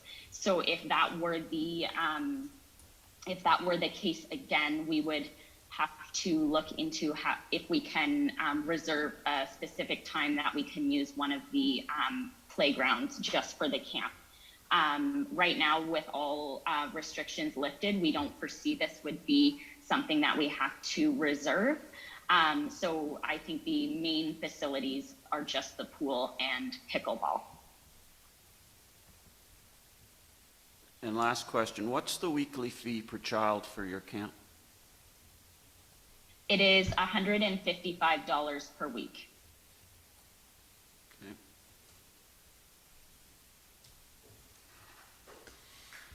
Anyone else? Questions for the delegation? Katie?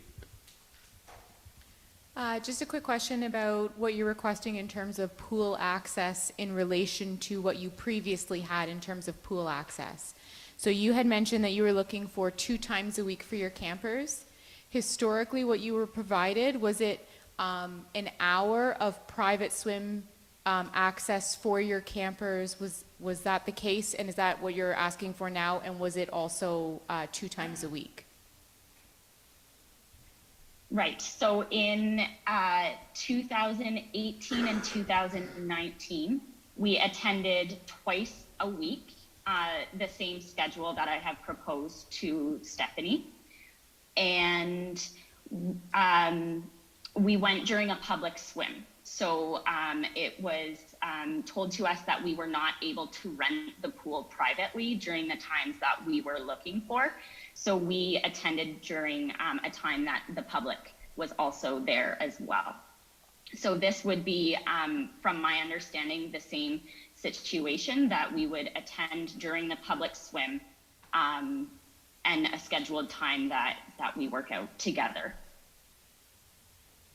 Does that answer all your questions, Katie? Yes, now I have a follow-up if that's, okay. And approximately how many camp spaces do you have available? If you were to have full capacity, how many swimmers would that be?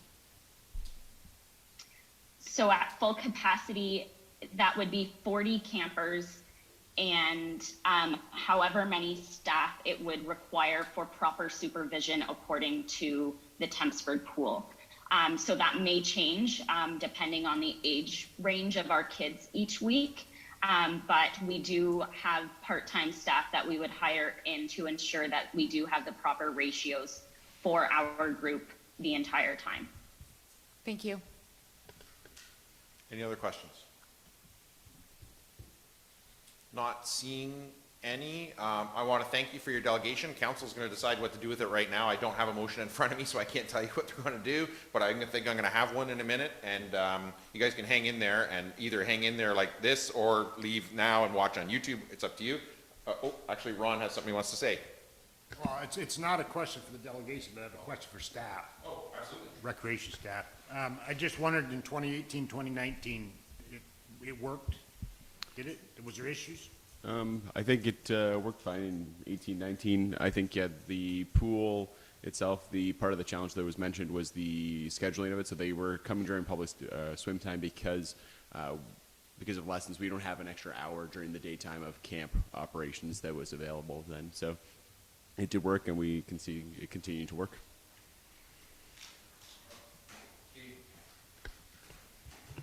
I know it's difficult to speak to what regulations we may have to comply with at various points into the future. At this point, do we anticipate having playground reservations for our own camps, or the need for any type of playground access management from the municipality? Not at this time. Sorry, I say that with a wink and a smile. But the yes, so last 2 years we've been required to cohort the camp children, but this year that's not a current requirement of the regulations. So we would not need to reserve the playground specifically for them. Okay, thank you. Anybody else? Questions for the delegation or staff? You'll have another opportunity, obviously, for questions depending on what the resolution is or the motion that's put forward. But Paul's writing, I think, right now. Yeah, I don't have one anyway, so anybody can write, and he's writing now. But you know, okay. Yeah.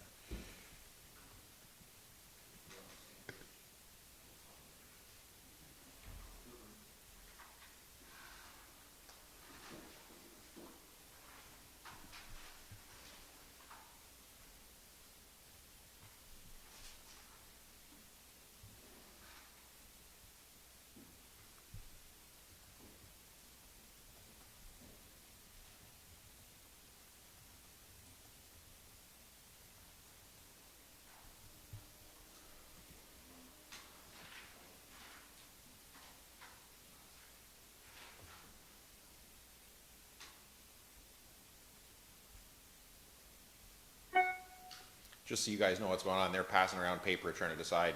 One of them's moved something. Now they're passing around to see if anybody's willing to second it. So no debate or anything until somebody decides if they want to move something or not. So we're just waiting for that to happen.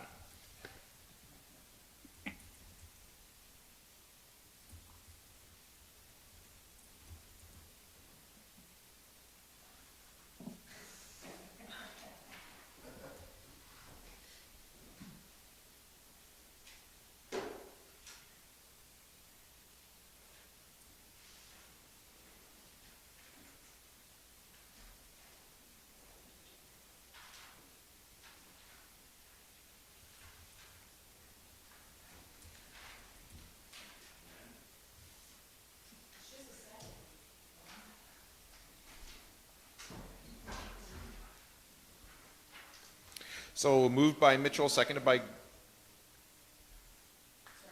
No, I'm just wanting to make sure it wasn't... Okay. Moved by Mitchell, seconded by Grigg, that staff implement policy number 700-06, sections 2.1, 2.2, and 2.3 to grant the Camp Connect program operated by the Westminster United Church a 20% fee reduction for rental of the community centers, kitchens, and meeting rooms only in 2022. Councillor Mitchell, as the mover, do you want to speak to that? Since the previous application by this group for full waiver of fees, this policy was developed. And under this policy, they're not eligible for a full waiver. And for a full waiver, must be qualified as a not-profit, charitable organization, minor sport group, or service club. And I think that they qualify as not-for-profit. Must be based in the Township of Zorra. The application form must be accompanied by a letter requesting the waiver on the respective organization's letterhead and signed by an executive member of the organization. But the fourth point is the purpose of the rental must be a fundraiser where all proceeds raised goes directly towards a pre-approved township project. So what they're proposing does not meet that criteria of the policy. They do, however, meet the criteria for a fee reduction because the first three points that are mentioned are the same for a reduction, but the requirement that it be used for fundraising for where all proceeds raised go directly to a pre-approved township project is not part of that criteria. The policy also under 2.3F says discount applies to community center halls, kitchens, and meeting rooms only. So it does not apply to the pool specifically, and so that's why that's the policy. If we're going to follow the policy, that's why I made the motion. And also is this is a program. We do run a parallel program that's actually $9 a week more expensive for the program the township runs as compared to their program. So I don't feel that we have a responsibility to provide our facilities for free for a program that is in a way in competition with our program. So that's why I moved the motion. Councillor Gray? So I disagree with everything Councillor Mitchell just said, and I seconded this motion because I think that it's productive in moving forward with this discussion to address some of those things and hopefully put them to bed. I think the policy serves as providing excellent framework for how we address fee waivers and reductions for user groups. I think what Camp Connect provides for the community is childcare, which is a very high need in Zorra Township and something that can be a barrier for a lot of families in terms of finding safe, healthy places for their children to spend their summers in their communities. We do run a parallel program. The pricing for both programs is comparable, and I know many families like to use both programs to offer more variety for their children to spend their summers in their communities with their classmates and their neighbors and meeting some new friends from neighboring communities. We do make exemptions to what's mandated in our policies in other areas. We have been asked by and have granted waiver of fees for some of our facility rentals for other user groups that are providing what we have considered to be very important services to our community. I believe both camp programs have excellent success with their registration initiatives. So while they're providing a very similar service to the one that we have chosen to provide, I don't see that as being competition. I see that as them providing additional spaces that, frankly, I don't think that we want to undertake doubling our existing program to meet the capacity that we would have to if they were to not provide their program.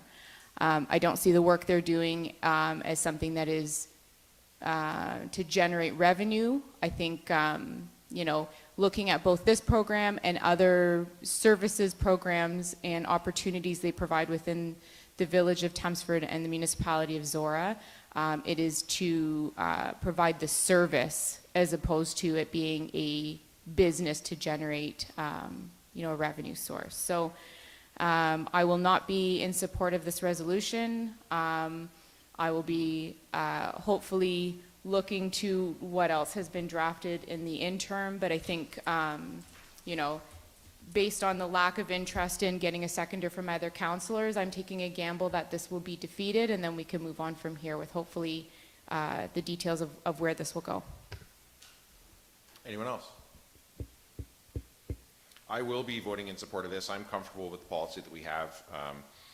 Council asked for this kind of policy before. Staff brought it to us. It was debated, and I'm comfortable with the policy that we have in place. We absolutely can make exceptions to it In this case, I think I'm comfortable with the policy as is, so I will be voting in support of this. Anybody else want to speak to it? I'll read it again and call the question. Moved by Mitchell, seconded by Grigg, that staff implement policy number 700-06, sections 2.1, 2.2, and 2.3 to grant the Camp Connect program operated by the Westminster United Church a 20% fee reduction for rental of the community centers, kitchens, and meeting rooms only in 2022. All those in favor? Opposed? That's carried.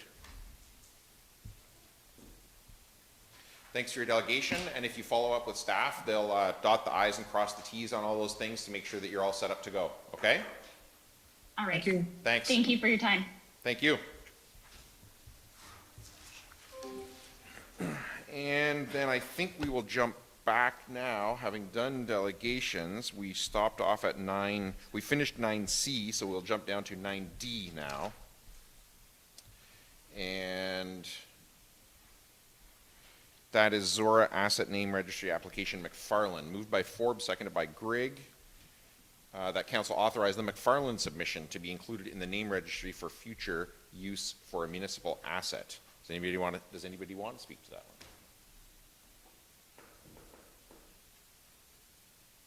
one? Another excellent suggestion. I mean, for somebody who's, you know, a family and an individual in particular who's given a lot to the community. So, all those in favor?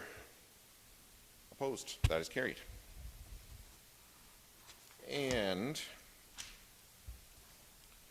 moved by Grigg, seconded by Forbes, that Zorra Council authorized the Trojans submission to be included in the name registry for future use for a municipal asset. Does anybody want to speak to that one? Ron. Yeah, this one I had a little trouble with. I didn't know if it was really fit the bill, but as I worked my way through it, I decided that on the appropriate asset that it might be a very good name for something in the line of hockey and sports. You know, going forward in the future, I think it would fit on a more specific type of asset than, say, you know, a street. Let's say a street name just is the easy one. So I think I'll support this one too. Anyone else? Steve. I was thinking the exact same thing as Ron was. I was going to be a funny name for a street, but on the appropriate infrastructure, sporting good or sporting related, probably would be all right. Anyone else? All those in favor? Opposed? That's carried. And 10, boards and committees. So what I have here is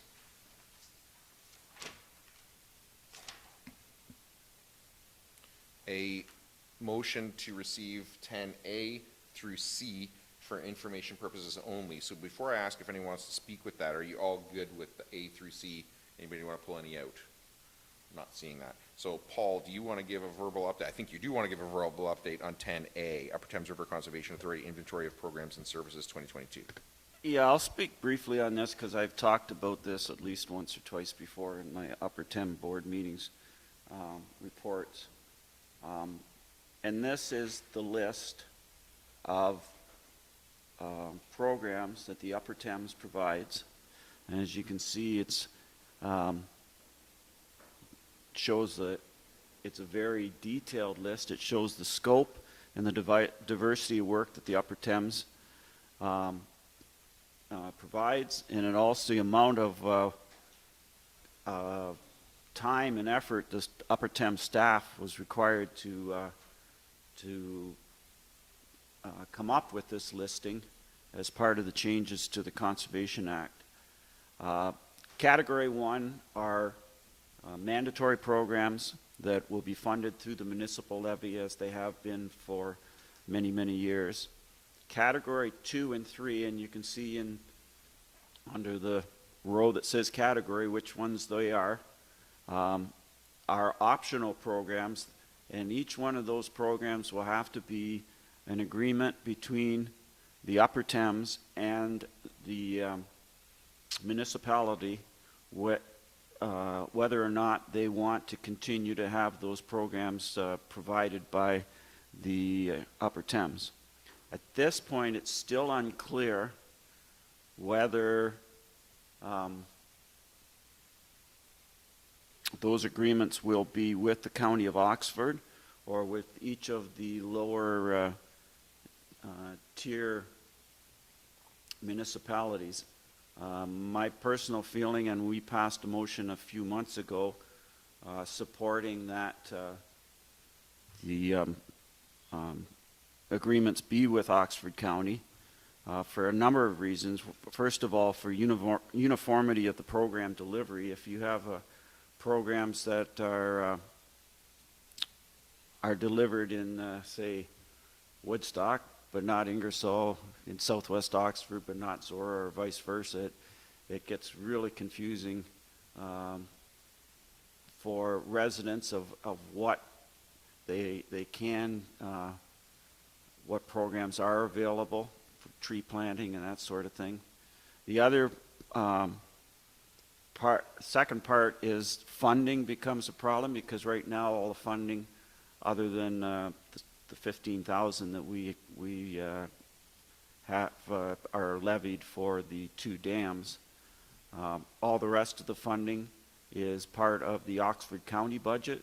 So if this were to switch, then there would have to be a change where our budget would go up to compensate for whatever programs we wanted to have and wanted to pay for. And the third is the amount of time of staff at both the Upper Thames level and at the our own level, if we have to have contracts with each municipality, multiple contracts rather than just contracting through the county. So that's just a bit of the background, and I think you can see there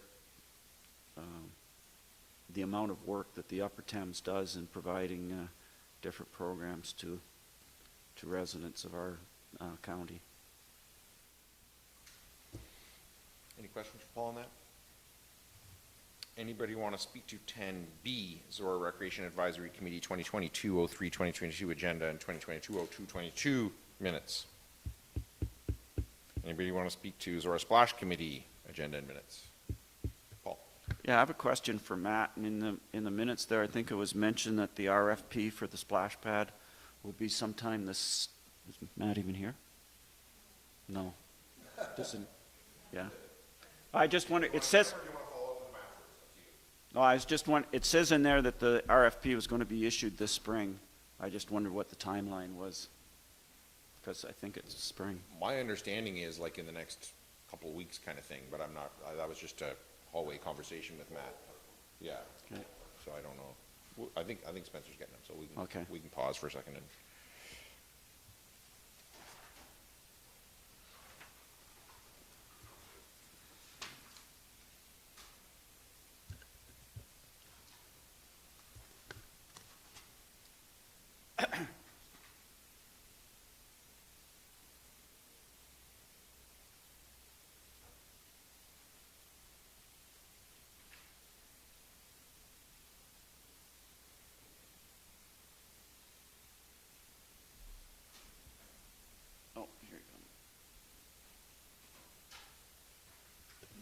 Paul's got a question for you.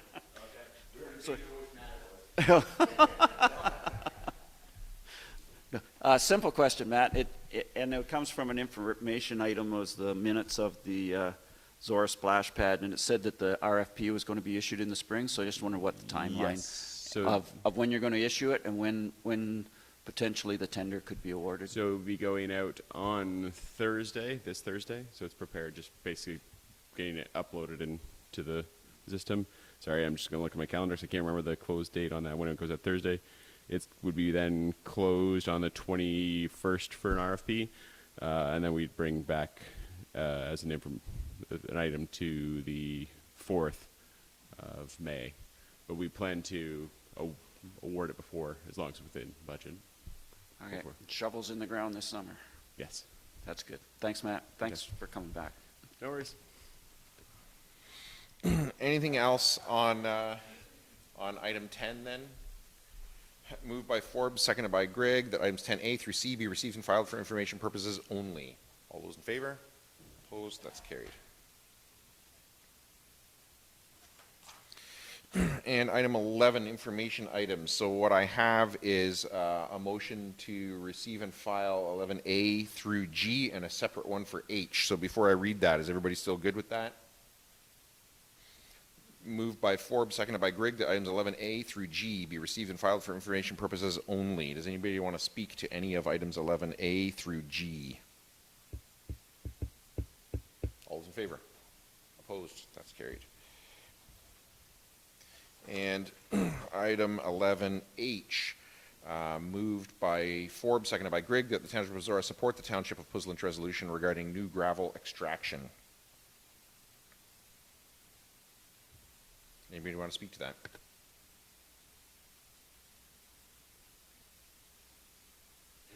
I will just say then I'm hoping that this council will support this. I mean, we are a certainly one of, if not the largest producer of gravel in the Township of Zorra, and we have 400 kilometers of gravel roads, and we know that all construction requires gravel, and I have a gravel driveway, and all those things. And so the intention of this resolution, my understanding, is the third party asking for it, but certainly in talking to Mayor Seeley in Puslinch is not that there not be any more gravel licenses, but there is an opportunity for the province to have conversations with the municipalities about how it might be better regulated and taxed, and that the suggestion here is that a pause would be appropriate. This is very similar to what we did on a very local level.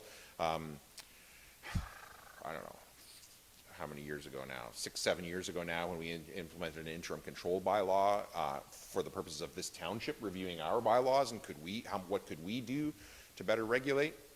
And so this is really a request that the province do the same thing. Press pause. There is certainly more than enough active licenses right now to supply the needs of the entire province for the foreseeable future. So press pause. Consult with municipalities, and I'm sure they would consult with the industry as well, and look for an opportunity to develop newer, better policies, and then resume the granting of new licenses. So the intention here is a pause on licenses, not a pause on extraction under currently licensed. So I'm hoping that council will support this. Does anybody else want to speak to this? Ron? I'd like to ask a question. It's probably in here. I may have missed it. How long is this moratorium for? Sorry, I think it asks for 1 year, but you got me there.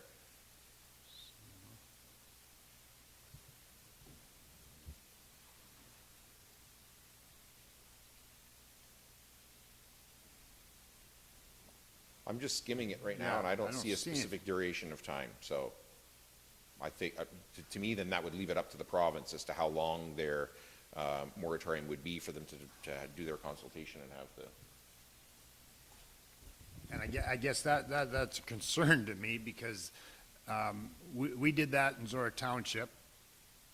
Was ours 1 or 2? It started as 1 because you only do 1, but then you can extend it for 1, and we did extend it. And we did extend it. So effectively 2 in the end. It was 2. I think it's one thing to do that at a municipal level. The state we're in right now with rapid inflation and cost escalating and all of that, to put a moratorium on gravel, and in this economic climate, a year maybe you can get away with that. It's certainly definitely not 2 years. I don't think. I think it's. I mean, I support everything that's in there, but there's a downside to that. Most of the things that they're looking for,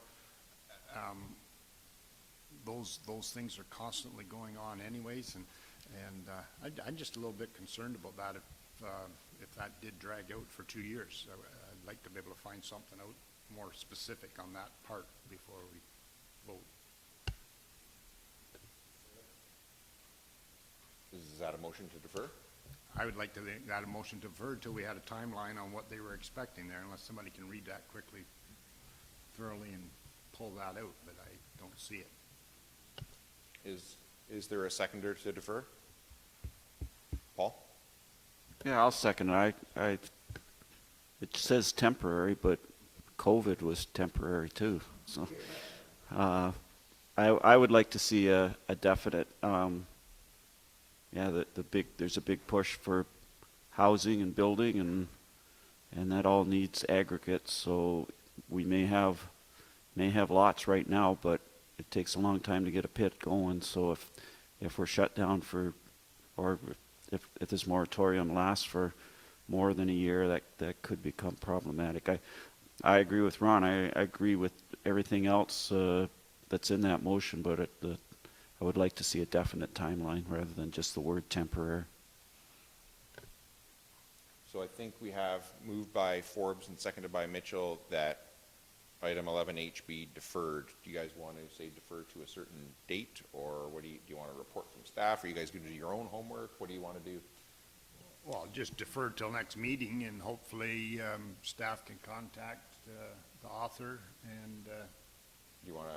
I mean, I think we should write something down here at this point, because I don't want to come back to the next meeting and you haven't got what you asked for, and then we're like, we'll defer it again. We're just asking for a definitive date. The timeline on the moratorium.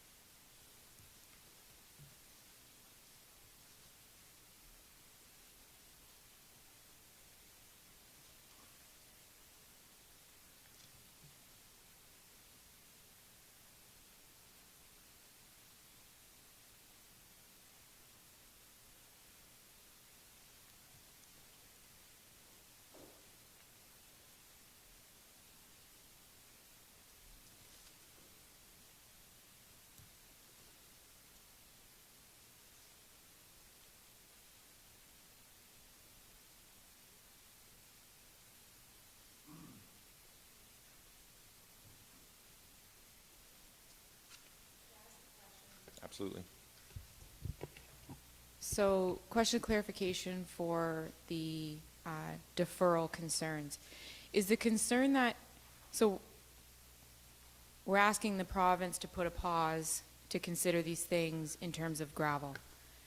Is the concern that if we don't have a date on this, that they may put the pause on too long and inadvertently we're endorsing repercussions that they wouldn't have interest in or considering? Like, if we're talking about construction and pricing of costs, and if we're putting a pause on extraction of gravel, or sorry, not extraction of gravel, but licensing new pits, that may cause further problems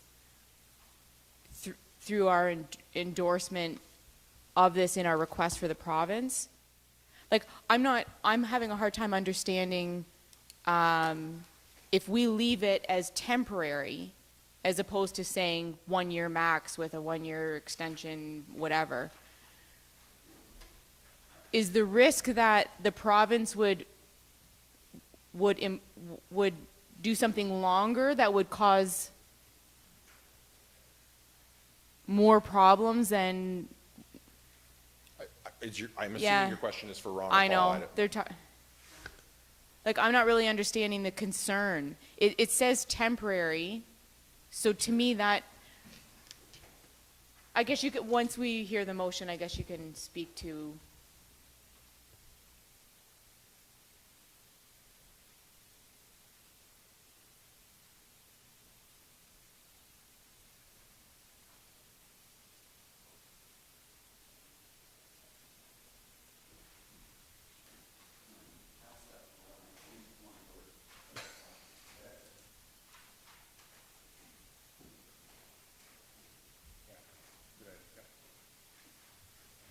Okay.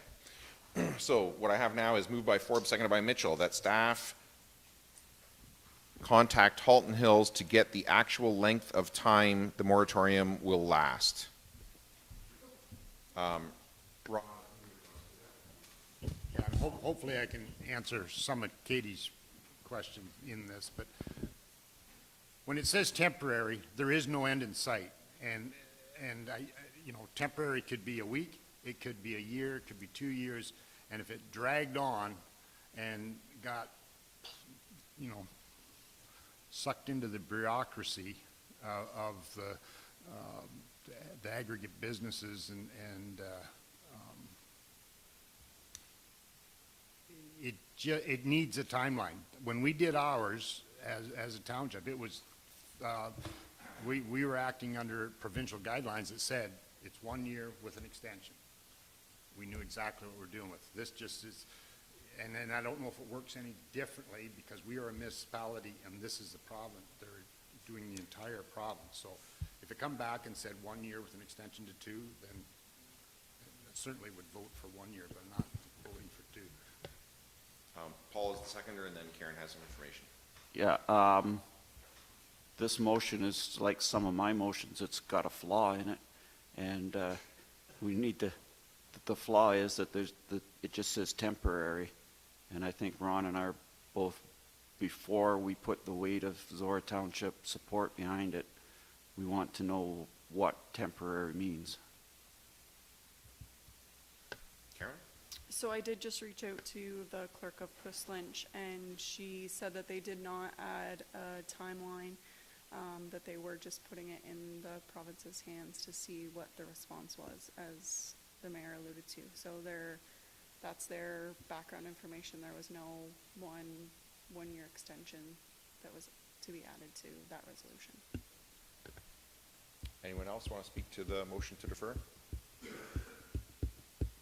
So I won't be supporting this then. I think that the intention here is that there's a window of opportunity with a provincial election to put provincial candidates on record as to whether they agree that there are issues to be addressed in aggregate extraction in Ontario and that a moratorium would be the best way to deal with it. This is not a suspension of aggregate extraction. This is not a moratorium on that. This is a moratorium on new licenses. It's obvious to me, based on my research, that there is an absolute abundance of licensed extraction right now in Ontario that will more than meet the needs. So I will not be supporting this motion to defer. Anybody else before I call the question? Moved by Forbes, seconded by Mitchell, that staff contact Halton Hills to get the actual length of time the moratorium will last. All those in favor? Opposed? That's defeated. Back to the original question. Moved by Forbes, seconded by Grigg, that the Township of Zorra support the Township of Puzzlinch resolution regarding new gravel extractions. Anybody want to speak to that? All those in favor? Opposed? That's carried. And no unfinished business, no notices of motion. Bylaws. Moved by Grigg, seconded by Forbes, that bylaws 22-22 and 23-22 be taken as read a first, second, and third time and finally passed, and further that the mayor and clerk are hereby authorized to sign the same and affix the corporate seal thereto. All those in favor? Opposed? That's carried.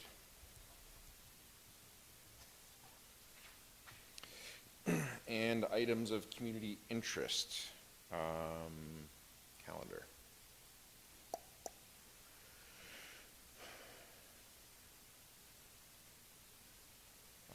Ontario Good Roads Association Conference this, I guess technically starting on Sunday. And Dawn is going to be presenting at that, for those of you who don't know, on Zorra's compressed work week as part of a panel. I think you're one of 3 people speaking on that, and Work of the Future or something it's called, I think. I will be going to OGRA.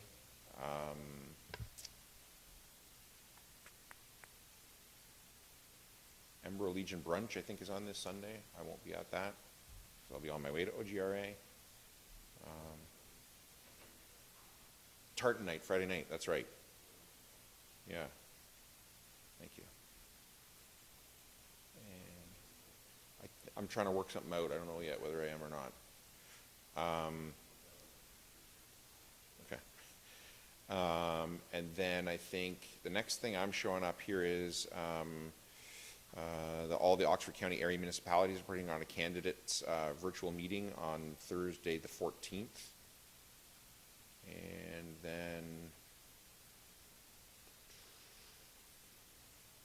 And then I think back here on the 20th is what I'm showing, unless I missed anything. Karen, you had something? No, sorry, I was just going to say you do have to register for that candidate Yes, night that thank you. we're hosting. I just wanted to put that Thank as a reminder. Katie? We have a multi-use courts meeting on Tuesday the 12th, 7 p.m. Okay. it'd be really great to get back to that committee, and I think now that we have, gone through the budget process, it's going to allow for that committee to hit the ground running with some fundraising initiatives. And then this isn't entirely council related, but I have an opportunity to volunteer in my child's school, helping out with the snack program. Snack program is back having some community volunteers back in the school. So it's been a long time since I've stepped foot in there, and I'm really excited to cut cucumbers or whatever it is that my job will be. They're having a book fair at AJ next week, and it'll be the first time that I will have set foot inside the door in 2 years, literally 2 years. So I'm really excited about the book fair. Just another thing that I thought I should add, I think probably you all saw it on social media, but Oxford County Library Board did hire a new chief librarian and Oxford County Library CEO. I can't remember what her start date is, but it's near the end of April. So very excited about that. I think we're probably going to see a lot of, it'll take a little bit of time to get in and get settled, but I think we're going to see a lot of innovation in service delivery. And the thing I'm most looking forward to there is I think she really brought up in the interview process a real desire to collaborate with other service providers, so other area municipalities, other service groups, et cetera. So I think there's going to be a real opportunity there in the future to leverage those library assets that are spread out all over the county for more than what they have traditionally been used for. She really brought that to the table. So I think there's going to be a lot of opportunity for us to find synergies and opportunities and grow it and do more than what has been done in the past. So happy to talk about that later with any of you if you want to. Ron. Just one item of community interest. There's a book now, and it's been there for quite some time. I just happened to get one recently in JC Graphics in Tempsford, and it's called Russian Prisoner of War to Tempsford. And you'd almost think that was a recent history, but it's not. It's about World War II. It's about the life of Stan O'Melian, who was actually Dixon's Corners was where he had a small garage, and he raised his family and made his living there doing auto mechanic work. And it is a very interesting book about a Zorra resident who was a first-generation Canadian. So that was very interesting. It's Thanks. only 38 pages long. All right. Written by Frank Dyer, also of Zorra Township, resident, long-time Zorra Township resident. Anybody else? Paul. This is kind of an unusual community interest, but there was a case of avian bird flu identified on a farm just east of Tempsford. They don't identify any closer than that. That can be devastating for the farm that is directly affected, but they're also a 10 square mile or 10 square kilometer, I'm not quite sure, quarantine zone. So we do have a lot of turkey and chicken farmers in this area. So it just this happened in 2015, and so hopefully keep our fingers crossed that it doesn't spread any further, and express our best to the farmers who are impacted by this latest pandemic.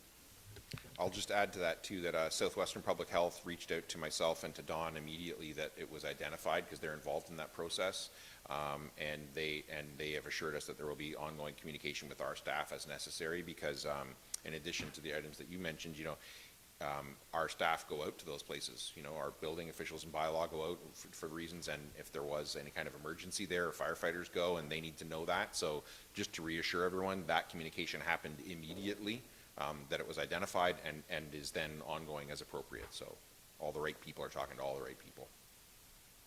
Anything else under items of community interest? Moved by Grigg, seconded by Forbes, that bylaw 24-22, being a bylaw to confirm the proceedings of council held April 6, 2022, be read a first, second, and third time this April 6, 2022, and further that the mayor and clerk are hereby authorized to sign the same and affix the corporate seal thereto. All those in favor?